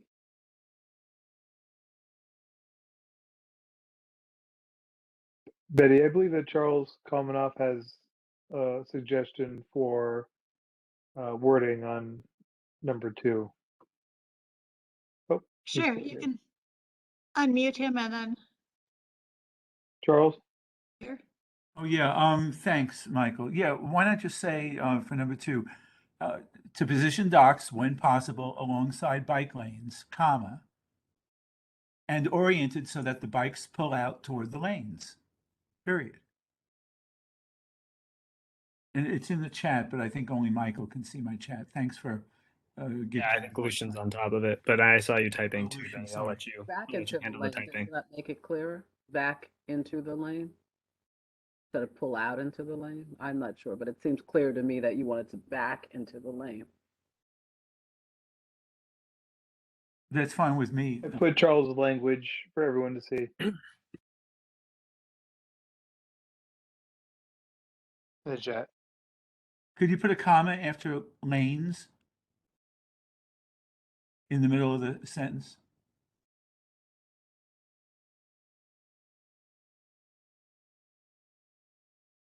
I'll look at it, but the grammar seems wrong.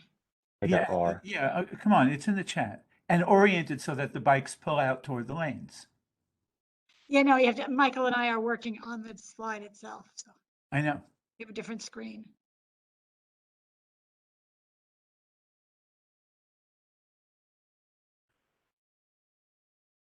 Ah, that was fast.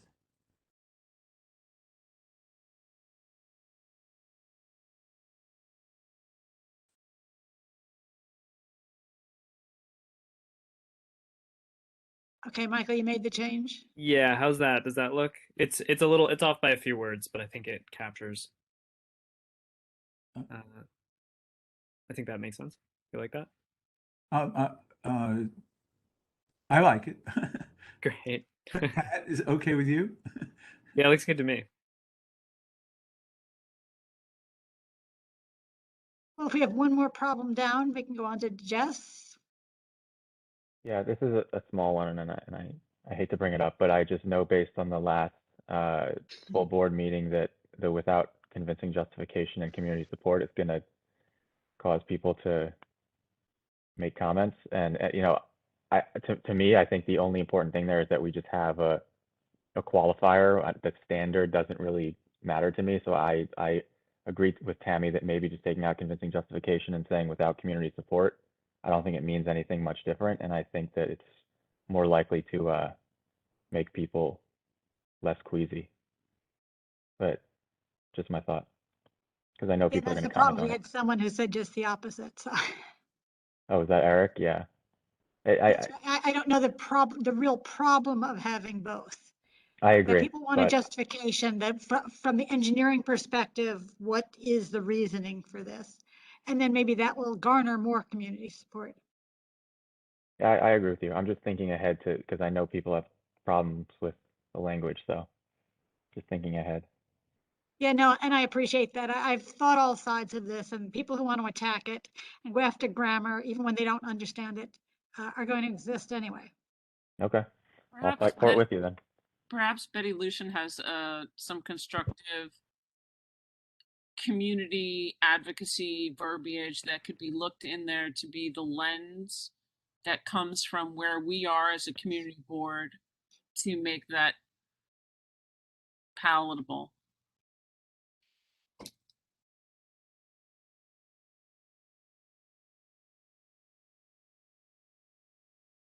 Lucian?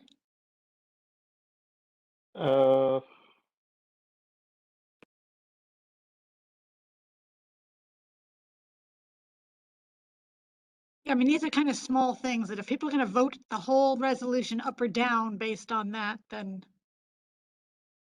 Yeah, Betty, if I can offer my 2 cents, I Yeah, please. understand that this verbiage has caused problems. Personally, I don't think it alters the intent or like the materialness of this resolution, and I would rather not spend any more time Yeah, if you parsing just want to make a verbiage. motion to, for example, if someone made a motion to support this and, strengthen that portion, then I would have the space to look at ways just to tinker with just that section to try to, not change what the thrust is, but maybe kind of, soften that or strengthen whatever to whatever degree you all are looking for. But then that way you can move on, and then we can take the month to look at that. Well, give me one more person because Jeff, you're so good with words. What do you have to say?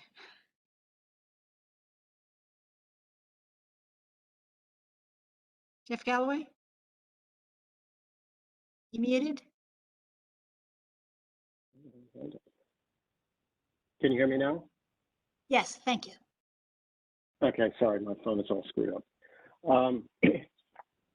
I've listened to the discussion and sort of motivations for the resolution, and I still think that the resolution is difficult for me to support.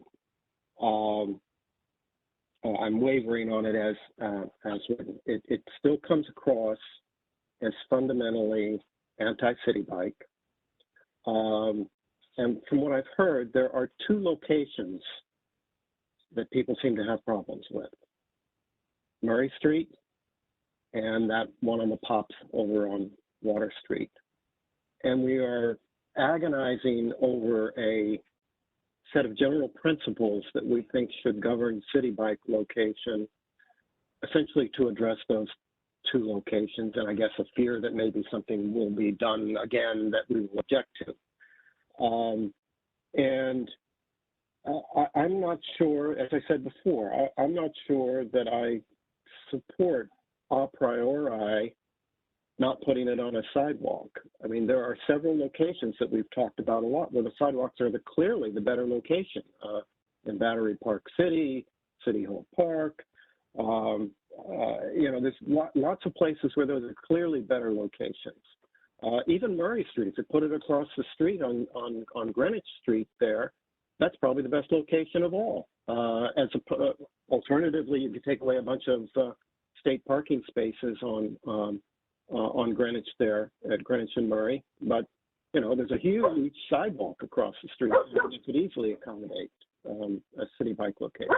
So I guess where I'm coming from on this is that if there's some locations that we don't like, why don't we deal with those locations rather than have this long song and dance that we have such a difficult time coming to agreement on what are the general principles that should govern city bike. And we'll probably get a debate again at the full board meeting over these general principles, down to arguing over commas and dashes and so forth. So that's my 2 cents. Yeah, thanks, because that really was not the intent of this. So I guess it speaks to how poorly written it is. The real intent and impetus behind this was people riding on the sidewalks. Well, we can say, I mean, we do say that, but we say a ton of other things besides that. I mean, I certainly agree with riding on the sidewalk is bad. And I mean, I happen to use that Murray Street location a lot because I go to that Target a fair amount. And it's very convenient to have it right there, but that does make that particular corner somewhat treacherous to the non-alert because there are bikes going every which way. There are people on wheelchairs going up the ramps. There are people not looking, and then the traffic itself is confusing at that. The street traffic is confusing at that location. So yeah, there can definitely be some problems, and you don't want people riding on sidewalks. But to generalize this to all these principles about where they should be located and whether the community board has to approve it if they are going to be located in certain locations, I just think we're biting off too much.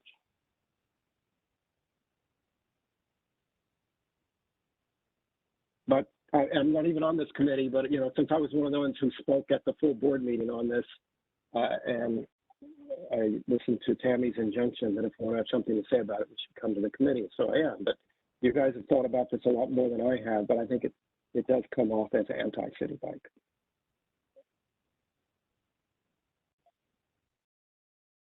And that's even with reading the whereases.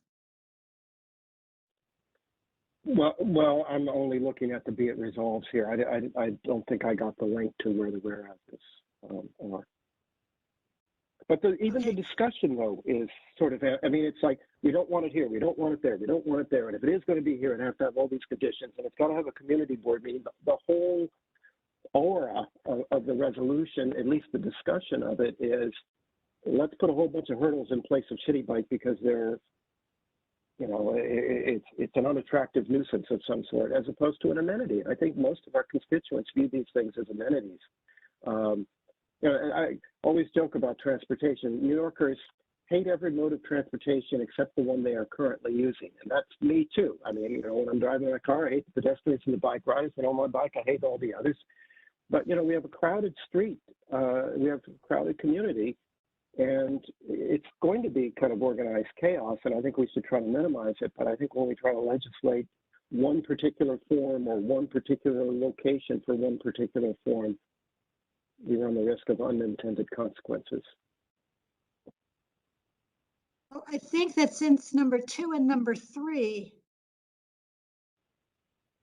are not anti-city bike. No. Number 1, it is the initial request that came to me about how can we get city bikes off of the sidewalk, riding on the sidewalk. And it came down to, and it's been pretty widely said, part of citing them on the sidewalk definitely gives the impression that of course you can ride on the sidewalk. So moving Betty, those. I seem to recall for number 1 that one of the underlying premises for not placing on the sidewalk is that street space should be prioritized.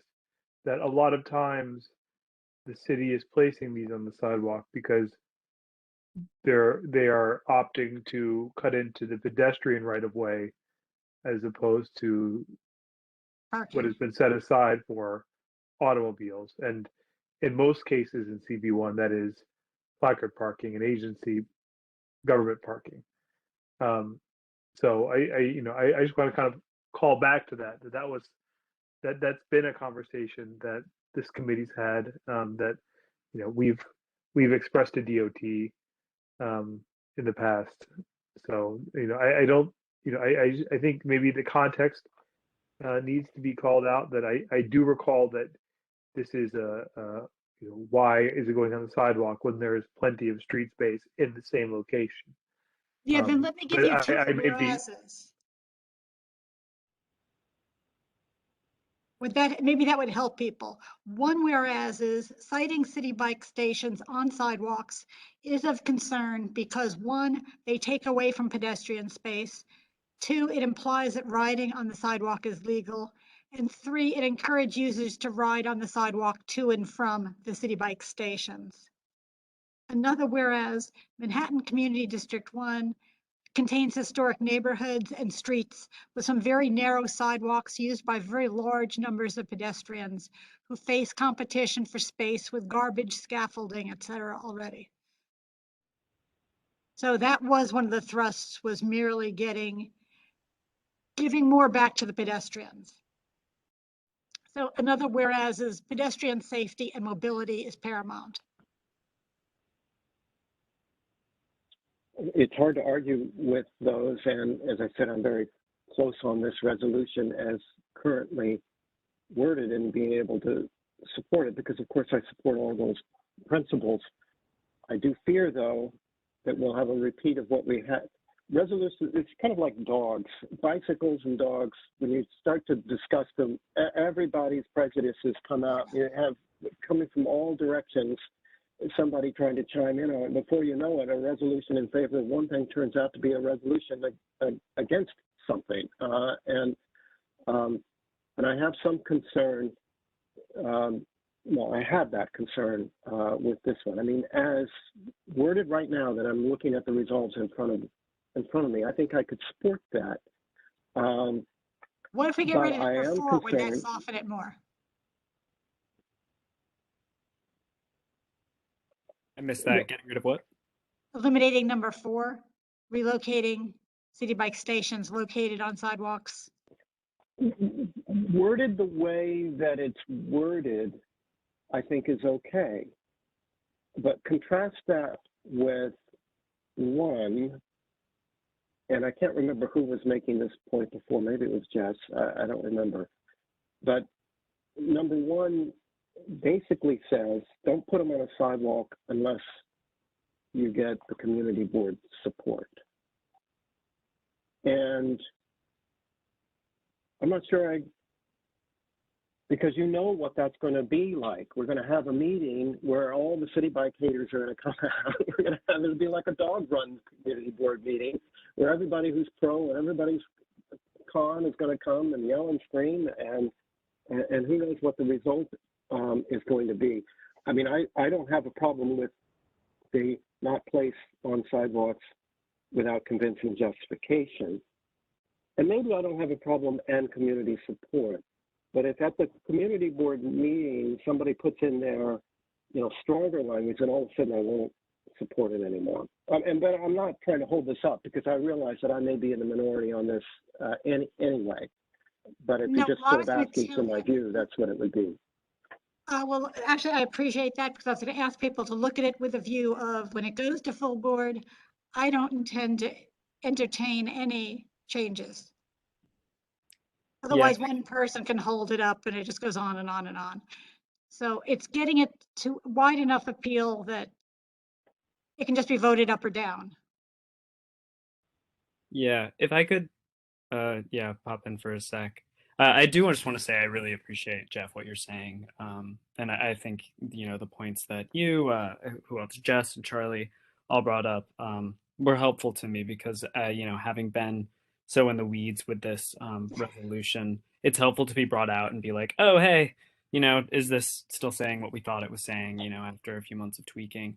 And I think I agree with you. I think it does. I think that first therefore be it resolved unfortunately does come across, if I'm looking at this, without having looking at the whereases or anything, it does come across a little anti-city bike, and I don't want it to be that. I'm wondering, and again, I know we need to cut off debate at some point on this, and I'm ready to, as anyone is, but what are our thoughts of weakening this more to say simply, to prioritize pedestrian right of way when citing city bike stations / considering citing city bike stations on sidewalks in our district. And I hate to throw another option out there, but does that, feel free to shoot it down quickly if we don't like that. I'm just thinking another way. I know this is, this motion, we have to go back over and over it so much, but to just say sort of the initial feeling, just to not place city bike stations on sidewalks where possible. And to not then say without convincing justification and community support. That definitely softens it. Where practicable. I mean, it's always possible not to do it.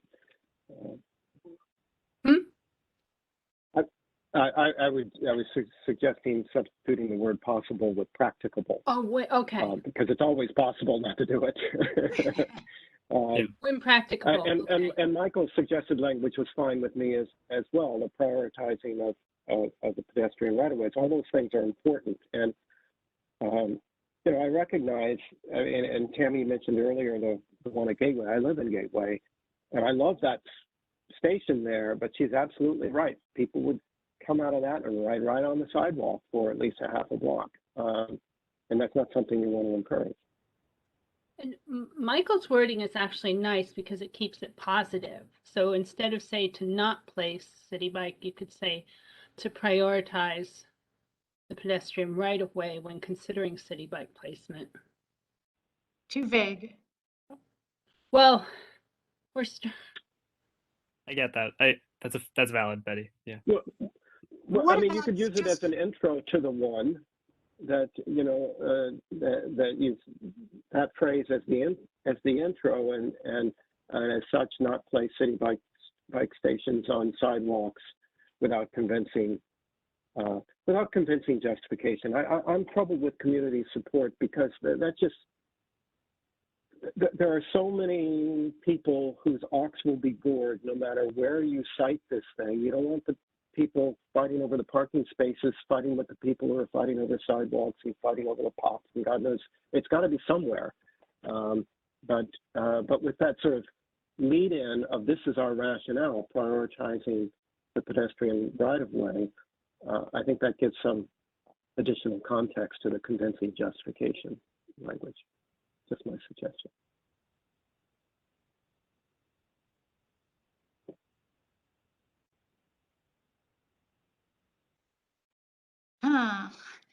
So without convincing justification to utilize pedestrian right of way? No. Start out like what Michael said. Pedestrian. I don't remember your exact words, but it was something along the lines of prioritize pedestrian right of way when citing city bike location, city bike stations, and therefore not place on sidewalks in our district without convincing justification, or something along those lines.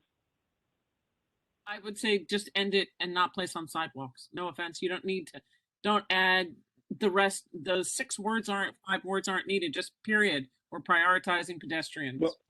Well, that's where I disagree with you, Tammy, because I think they're perfectly fine on sidewalks in many locations and preferable to citing them elsewhere. I mean, I don't want them on West Street, but I like them on the sidewalk next to West Street, you know? And if West Street got narrowed and there was no parking and there was less traffic, then having more pedestrian space and having a lane that's just for city bike and bikes, which is part of the conversations and dialogues that are going on throughout the city, it'd be, there's lots of what ifs, but we are now talking about, again, it started with people riding on the sidewalks vis-a-vis that trying to prioritize pedestrian space, right of way,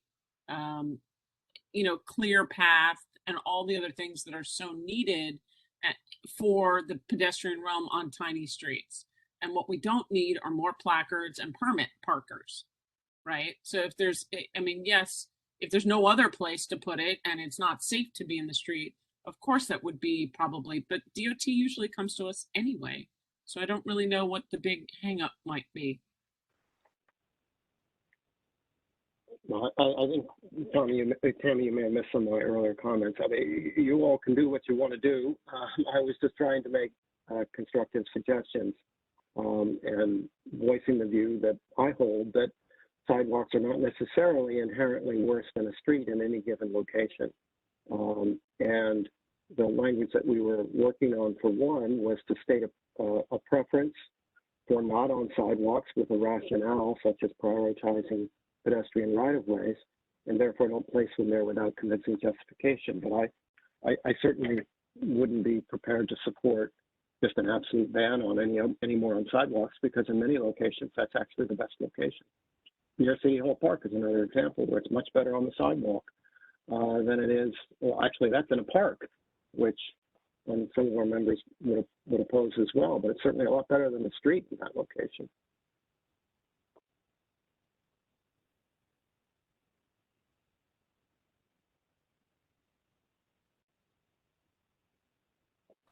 I'm fine with whatever wording works for the committee. I'm trying to help move this forward so it gets passed at full board. That's my goal, is that we have something that represents the concerns that came up through committee, the work that this committee has done that supports city bikes and supports pedestrians, and understanding that the global shrinkage of our sidewalks is ahead of us, with alternative uses being determined and supported. So be anywhere that you will. I think you've done some incredible work on this. So congrats to all. And thank you for those who are not on the committee for coming to discuss it. Completely agree. And I do think, wherever we land on this, I'm okay. But I do agree, Betty, with the approach of, let's put this forward at full board. If there's any concerns, that's fine, but I'd rather just have a vote up or down. Because if it is voted down, I don't think it reflects that we, are totally off here. I just think maybe it's like Jeff said and some others have suggested, we just maybe, bit off more than we can chew with this one. And yeah, and I'm okay with that. Well, that's why don't we just end number 1 with, after the word justification, get rid of and community support. Because the whereases lay out the Betty, problems. I would. The problems that came up at full board were not about community support. It was about convincing justification without community input. So maybe input is better than support. Yeah, or community consultation. Correct. Exactly. I like that better. That's funny. Everybody always likes what Lucian comes up with. He has his job and we don't. I've been at this for a while. Thank you. Okay, so now, number 1, to not place city bike stations on sidewalks in our district without convincing justification and community consultation. Fine. Yep. Given there are whereas statements that flesh out some of the other things that people are saying, like prioritizing pedestrians and that sort of stuff. Cool. I'm gonna move to call the question if you're okay with that, Betty. I'll second it. So what I'm going to do here is I'm just going to ask if there are any opposed. Are there any abstentions? Are there any recusals?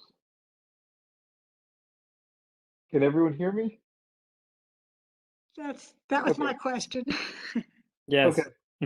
Okay. Okay. All right. Well, then it sounds like the motion carries.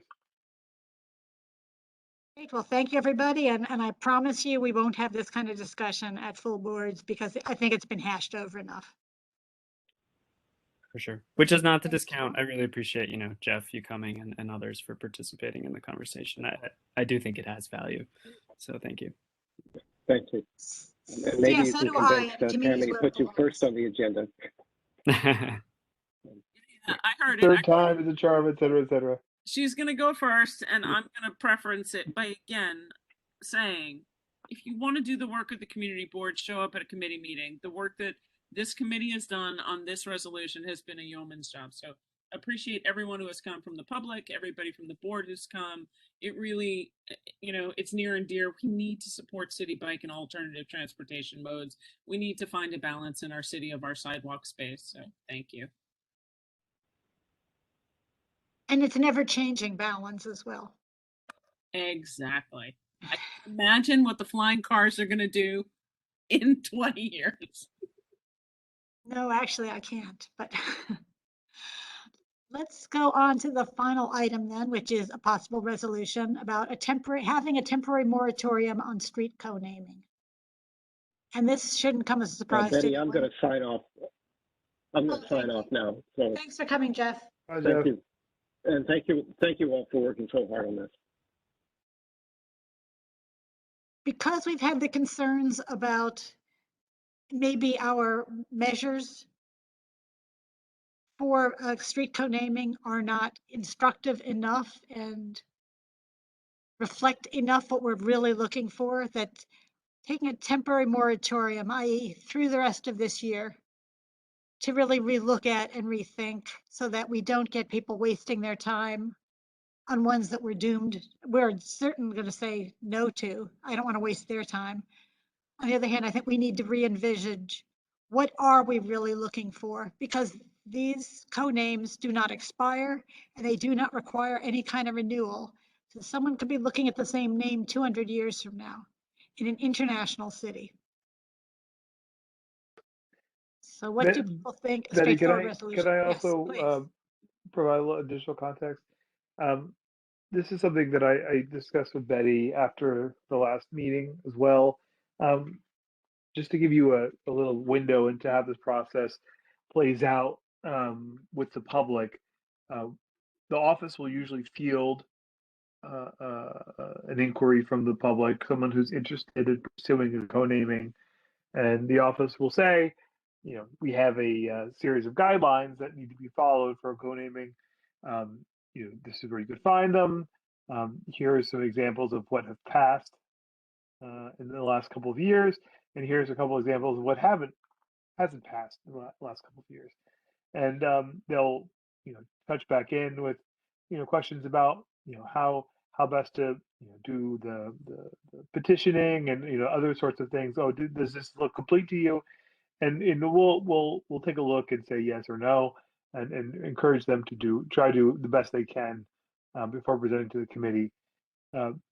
Having a moratorium on this, I think, will reflect what appears to be the mood of this committee, but it will also allow the office to give guidance to people before they embark on the painstaking work of collecting information and putting together their application to the board, and say, the board does have a moratorium, and while they consider what changes, if any, they would like to make, and that this may save people a lot of time and heartache. And I think so. Just for your consideration. Yeah, thank you. I think that's important. Patrick, would you like to speak? Yeah, I just, as I think about this more, and as we struggled with that last application, and kind of the point you just made, Biddy, that this is, this could be up there for 200 years. I'm wondering whether this is just a totally outdated honorific to begin with, and just not something. It was great when the system was invented, when there were fewer people in the city, but and you could actually name an entire street after somebody who was important. I just don't. There are so many great, important heroes in the world today, and too few streets. I just think this might be an outdated system and an outdated honorific to begin with, that I would not only support a temporary moratorium, think about a permanent one. I just don't think it's something we should be doing in New York City anymore. Probably an unpopular opinion, but throwing it out there. Actually, I think that's very popular. Lucian, do you know, because this is city law, correct, that they exist? Yeah. So the way the process works is that, at least under Councilmember Chin, we're still learning about how Councilmember Marte is looking to approach all sorts of issues. Under Councilmember Chin, she would, under most circumstances, defer to what the community board had advised in terms of a co-naming request. There were two notable instances where she did not go with that, but for the most part, that was followed. Now, one additional kind of point of information: there are kind of two different kinds. I mean, in the law, they're all the same, but I believe the community board has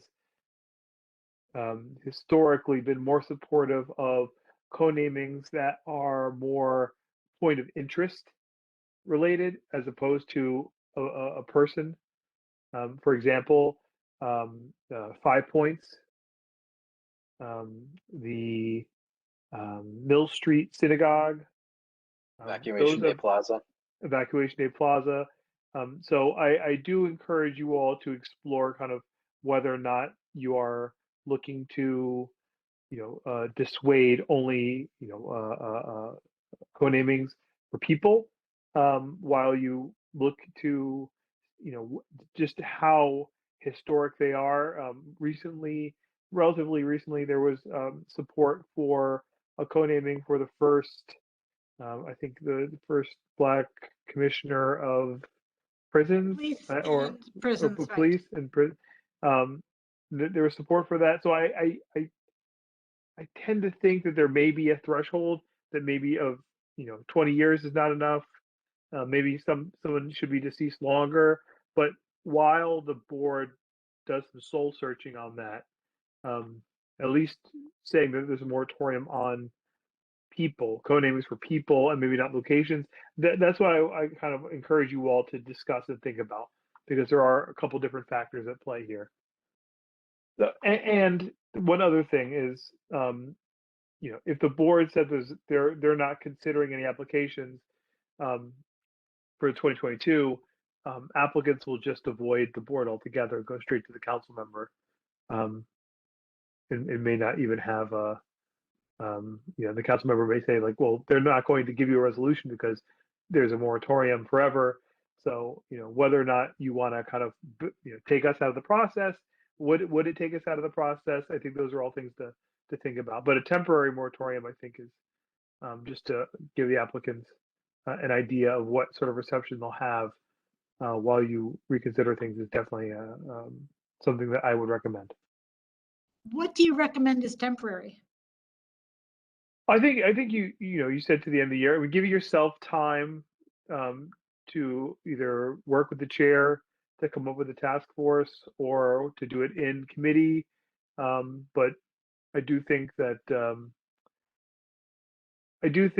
it's helpful to have standards.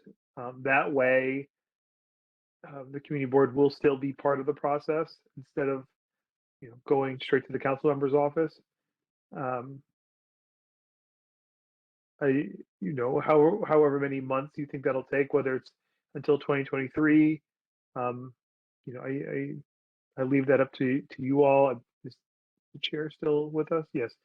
It only took, I think, about maybe 5 months, if I'm remembering correctly, for the last revision. But it's certainly something that I think this committee has the right minds in-house to do it.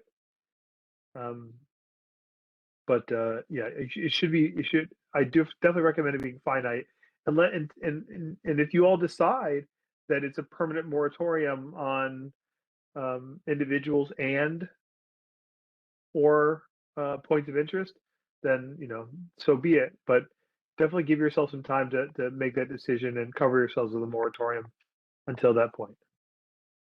Yeah, no, I agree. I'm going to call on people, but that's why I really leave it as a temporary, and Lucia and I had spoken about this. I put all three categories together to be rethought because I think they need to parallel each other. The historical one actually was a lot more stringent than the one for individuals as well as for organizations is the third category. Tammy and then Jess. So thank you. I really do hope that this committee can take this up. I stand 100% on the same page with Betty about how this currently operates and the need for revision on it. I know a lot of hard work went into it, but now that we've, like everything else, every idea has its day. Some days are good and some days are bad. And some days are just ripe with change. We've now seen a remarkable change in the city, even in the last couple of years. And the thought process on street co-naming could be re-envisioned for a future thought. And how honorifics work could be, again, there's no saying that tradition can't be modernized. So however long this committee wants to take this on, if they feel that it needs to be a working group that reports back to here, or it should be a larger group that reports back to exec, whatever this committee decides, that however they want to tackle this moving forward, I will support it. And in terms of setting up whatever structure you need, including working with other community boards to see how they feel.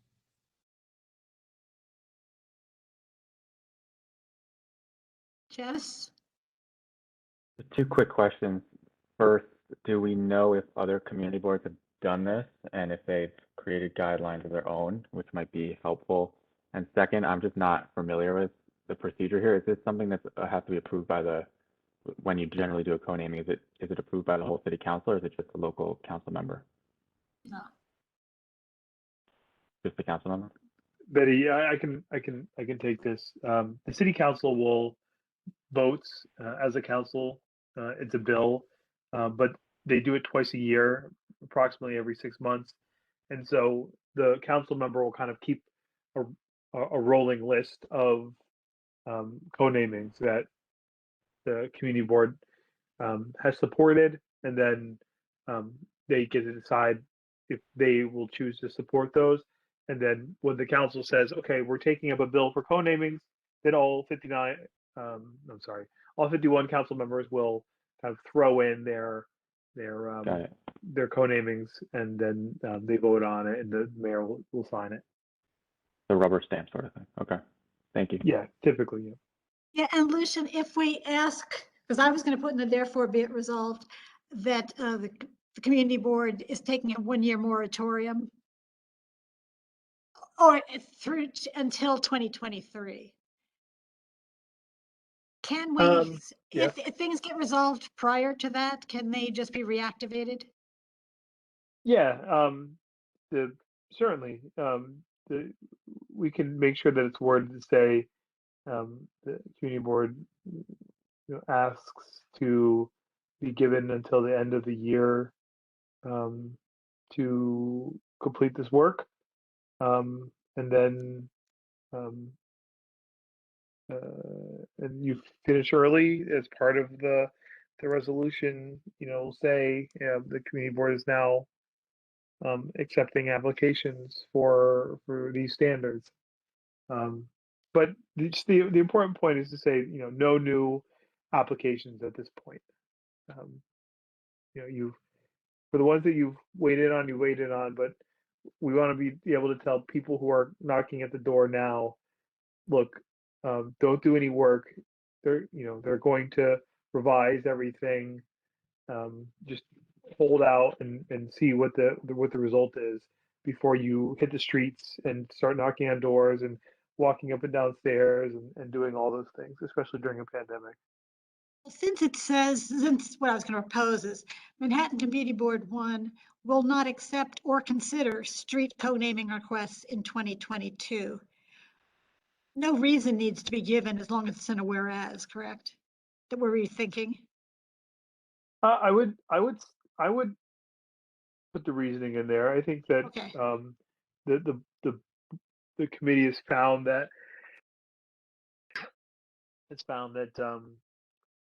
it no longer it finds the current guidelines to be, or it feels that the guidelines should be a bit stronger. And but I definitely think you should say why you're considering strengthening this or not, or however you choose to move. Because how do you think of Manhattan Community Board? Yeah. Manhattan Community Board 1 will not accept or consider street co-naming requests in 2022, so that the guidelines can be updated. Right. Yeah, And just just make sure you're also putting that, this is out of fairness for the applicant. So applicants aren't tasked with going through a process that that is, is currently not, acceptable to the board. I mean, I think the council members should know that you're kind of doing this as a way to preserve the time and energy of potential applicants. Not because we're saying, putting our fingers in our ears and saying no. This is actually kind of a nice gesture of forewarning.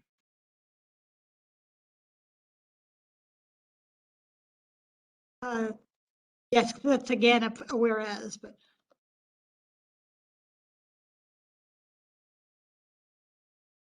Okay, out of fairness to applicants so that time and energy is not wasted or misdirected for the potential applicants.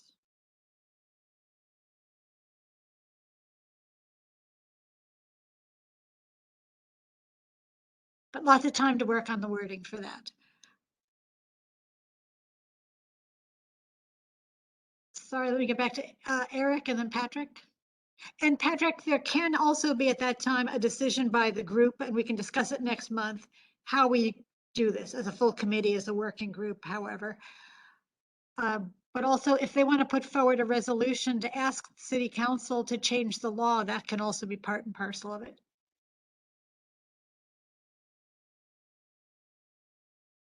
So sorry, Eric and then Patrick. Yeah, thank you. Lucian, I heard you before. Can you clarify for me? So, you mentioned that the city council person can submit names on their own, and then it goes before the whole council. You know, you said twice per year. Now, when it came to the board, what was let's say we had approved it. What would have been the next step for that I person? sent the resolution to the council member's office. I mean, previously, I mean, the Councilmember Marte's office may, it's a typical, this is a, you know, typically the council member will say, you know, I listen to the community board's lead, I follow the community board's lead on these things, but I reserve the right to disagree. Just assuming that they follow that tack, and I'm not saying it's the right or the wrong tack, but we would say we believe that this is a meritorious co-naming, and they'll say thank you. We will include it when this bill comes up again, and it's really up to the speaker when this bill comes up, and maybe there's like a light month for council legislative action. They go, all right, everybody, give us your co-namings. We're going to run a spin of a bill, and then I would get a call from the office and be like, hey, we're doing a bill. These are the ones we have from you. Are we missing anything?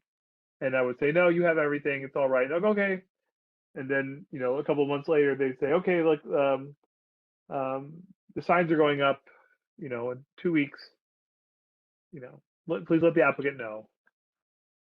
That kind of thing. So.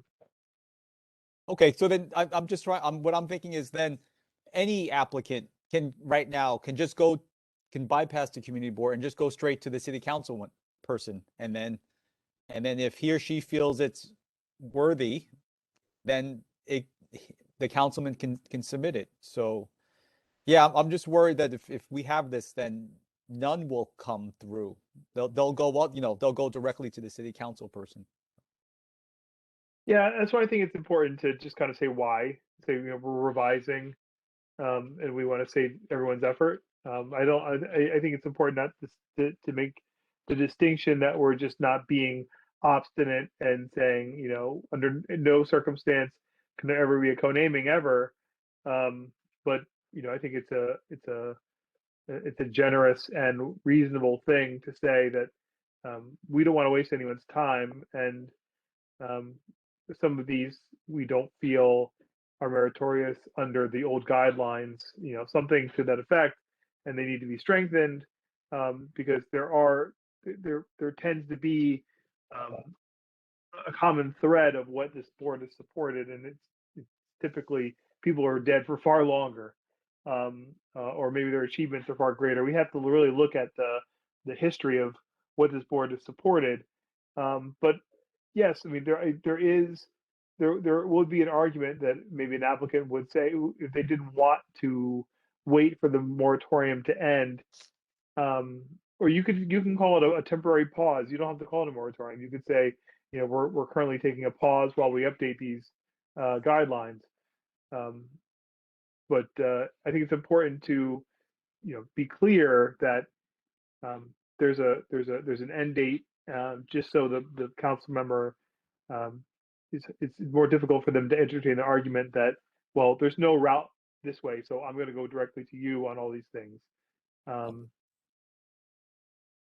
So but they can, yeah. and it has happened. This, as someone who worked for the city for decades upon decades upon decades, and they were well known to all the city council members, passed away in, I don't know, it was late 2019 perhaps, and I got a call saying, look, this person's getting a co-naming right by 250 Broadway, and the whole city council supports it. They all have offices in that building, and it falls in our district, but this thing is happening because there's unrelenting and unbelievable amounts of support for this.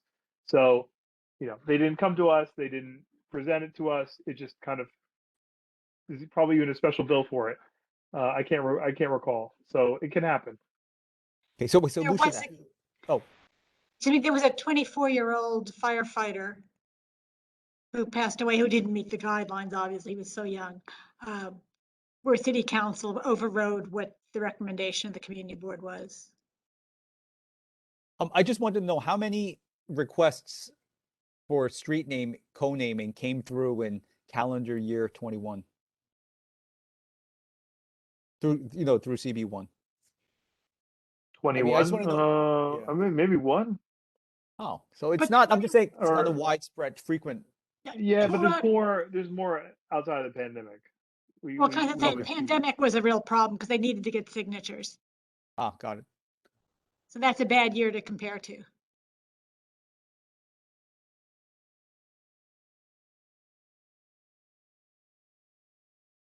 I'm not Okay. seeing any other hands. Then, Lucian, what is your feedback on the therefore be it resolved wording?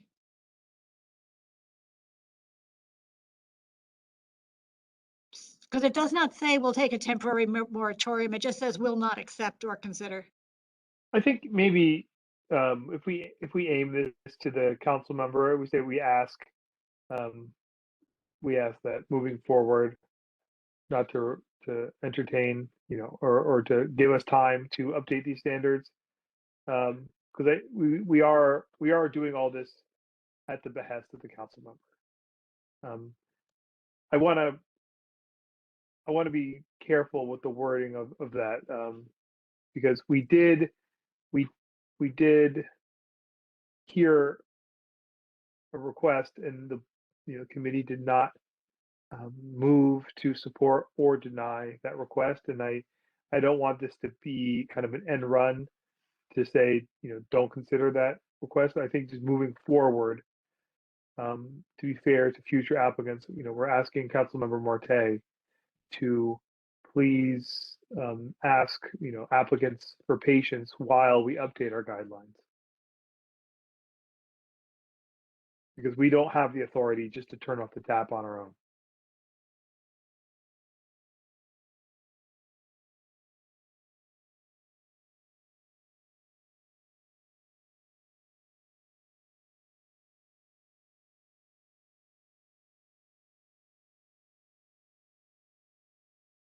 Okay, but what the committee is actually voting on is just the therefore be it resolved. The whereas And- certainly reflect a lot of what you said, the asking the council member for patience. Are you suggesting that actually go into the therefore be it resolved? Yeah, I think it's fine to speak to the realities. Much of what we do in Community Board 1 is seek to have our elected officials and decision makers to give us the time and the space to provide them direction on what the committee or what the community and the appointed members of CB1 have identified to be good decisions or bad decisions. In this case, the absolute authority on this resides with the council member. I don't think any other council member will question what co-namings they want or don't want in their district. So I think that we need to respect that reality, especially since the council member has yet to really begin fielding these, and we don't really understand what their policy is going to be. So this would be essentially our first communication with the council member on this policy moving forward, and I think it's good to be a polite one.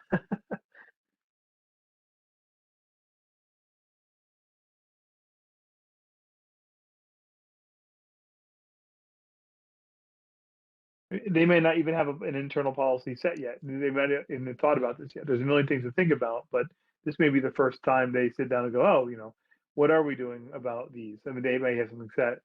I'm not a fly on the wall in their office, but it is very early on, and there hasn't been a bill for these. They did a kind of a cleanup bill right at the end of the last session, so it'll probably be many months before they do this again. So now, let me try version 2 here. Therefore be it resolved that Manhattan Community Board 1 asks our council member, Christopher Marte, for patience while we reconsider our street co-naming guidelines. And be it further resolved that MCB1 will not accept or consider street co-naming requests for the rest of 2022. Yeah, I mean, it was perhaps like for the remainder of 2022 or until, you know, to allow us time to revise and update our guidelines, just to make it clear of why. Just use the word while. While, right. While it considers.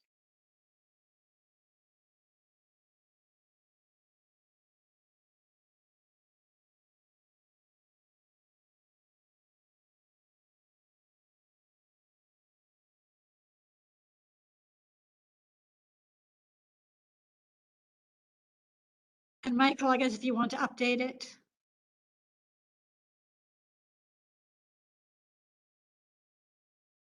Yeah, is this the updated? Oh, I can update it. I'm sharing the Word doc or the Google Doc. Is this one the one that you Right, just it's been updated. It just hasn't been, the last line hasn't been, oh, I'm sorry. That MCB1 is, if you update it, this is not the most up-to-date version. Oh, okay. So what was the wordage or the words that you wanted in here? The BIF RT belongs there, but then it says, This one we don't want. Yeah. yes.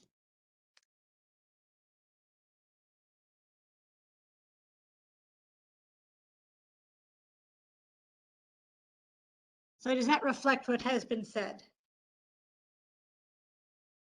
Is part one. And Tammy, you're free to speak.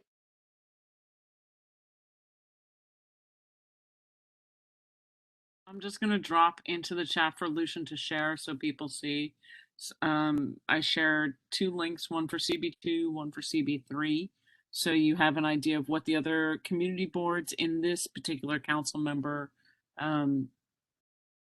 what their street co-naming guidelines are and the general feeling, just for informational purposes. Those are available now for everyone in the chat.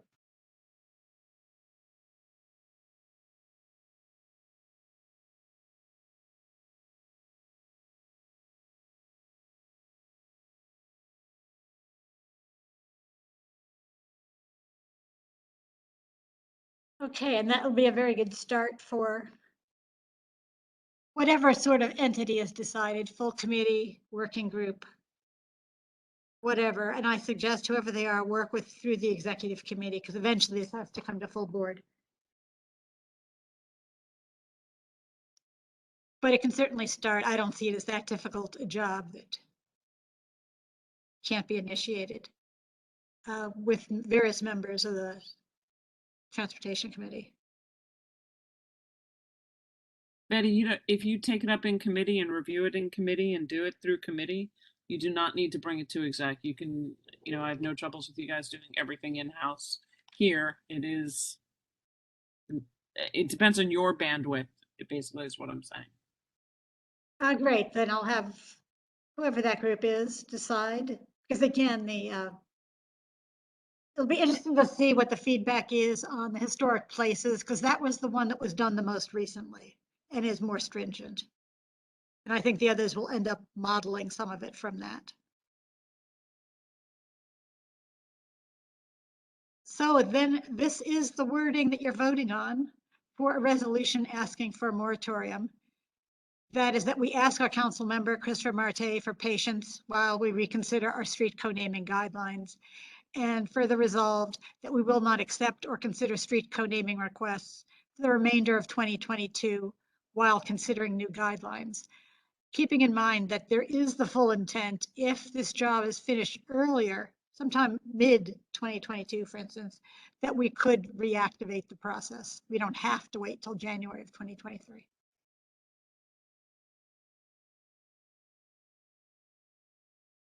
Yeah, that sounds good to me. I'm happy to call the question. I'll second it. Lucian, if you'd like to take account. Okay. Any opposition? Abstentions? Eric, you abstains. Eric, you abstains. Any other abstentions? Recusals? Mimi Flynn abstains. Amy Flynn abstains. Okay, anyone else? Okay, the motion carries. Great. Well, thanks. And one more slide, I think. Well, two more slides. Same Sure, item. let me go back to it. I just want to cover a brief update that people should be aware of. If you go to the next one, first you have the tweet. Then you have the mayor's announcement. This is in fact, the DOT tweeted this out, that there is a new rule that went into effect in New York City this past month, which requires drivers to stop rather than yield for pedestrians at intersections where traffic controls, stop signs, or lights are not in place. We have many of these, including on West Street. Drivers must remain stopped until such pedestrians cross the roadway, and they mean the entire roadway. Now, this tweet surprisingly did not include the full rule. If you go to the next one, this includes bicycle riders, the same as car drivers. So the mayor's safety announcement push that was announced on January 19th is to redesign 1,000 intersections across the 5 boroughs, to beef up the NYPD enforcement of failure to yield violations, which this would be part and parcel to, including this new rule. The new rule, drivers and cyclists must stop rather than yield to crossing pedestrians at intersections without a traffic light or stop sign. And that he's having a new public campaign to stop, let them cross. So keep in mind, different precincts might choose to make an education push or a ticketing push related to this while informing the new rule, but should know that when these things go into effect, since it affects our committee.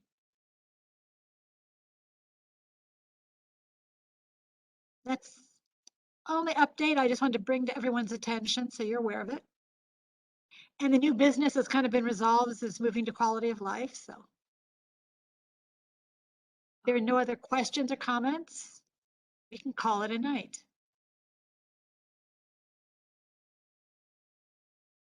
Alrighty. Thanks, everyone. Yes, see you next month. Well, see you at other meetings, but see you at transportation next month. Thanks, Betty. Thanks, Michael. Thanks, Lucian.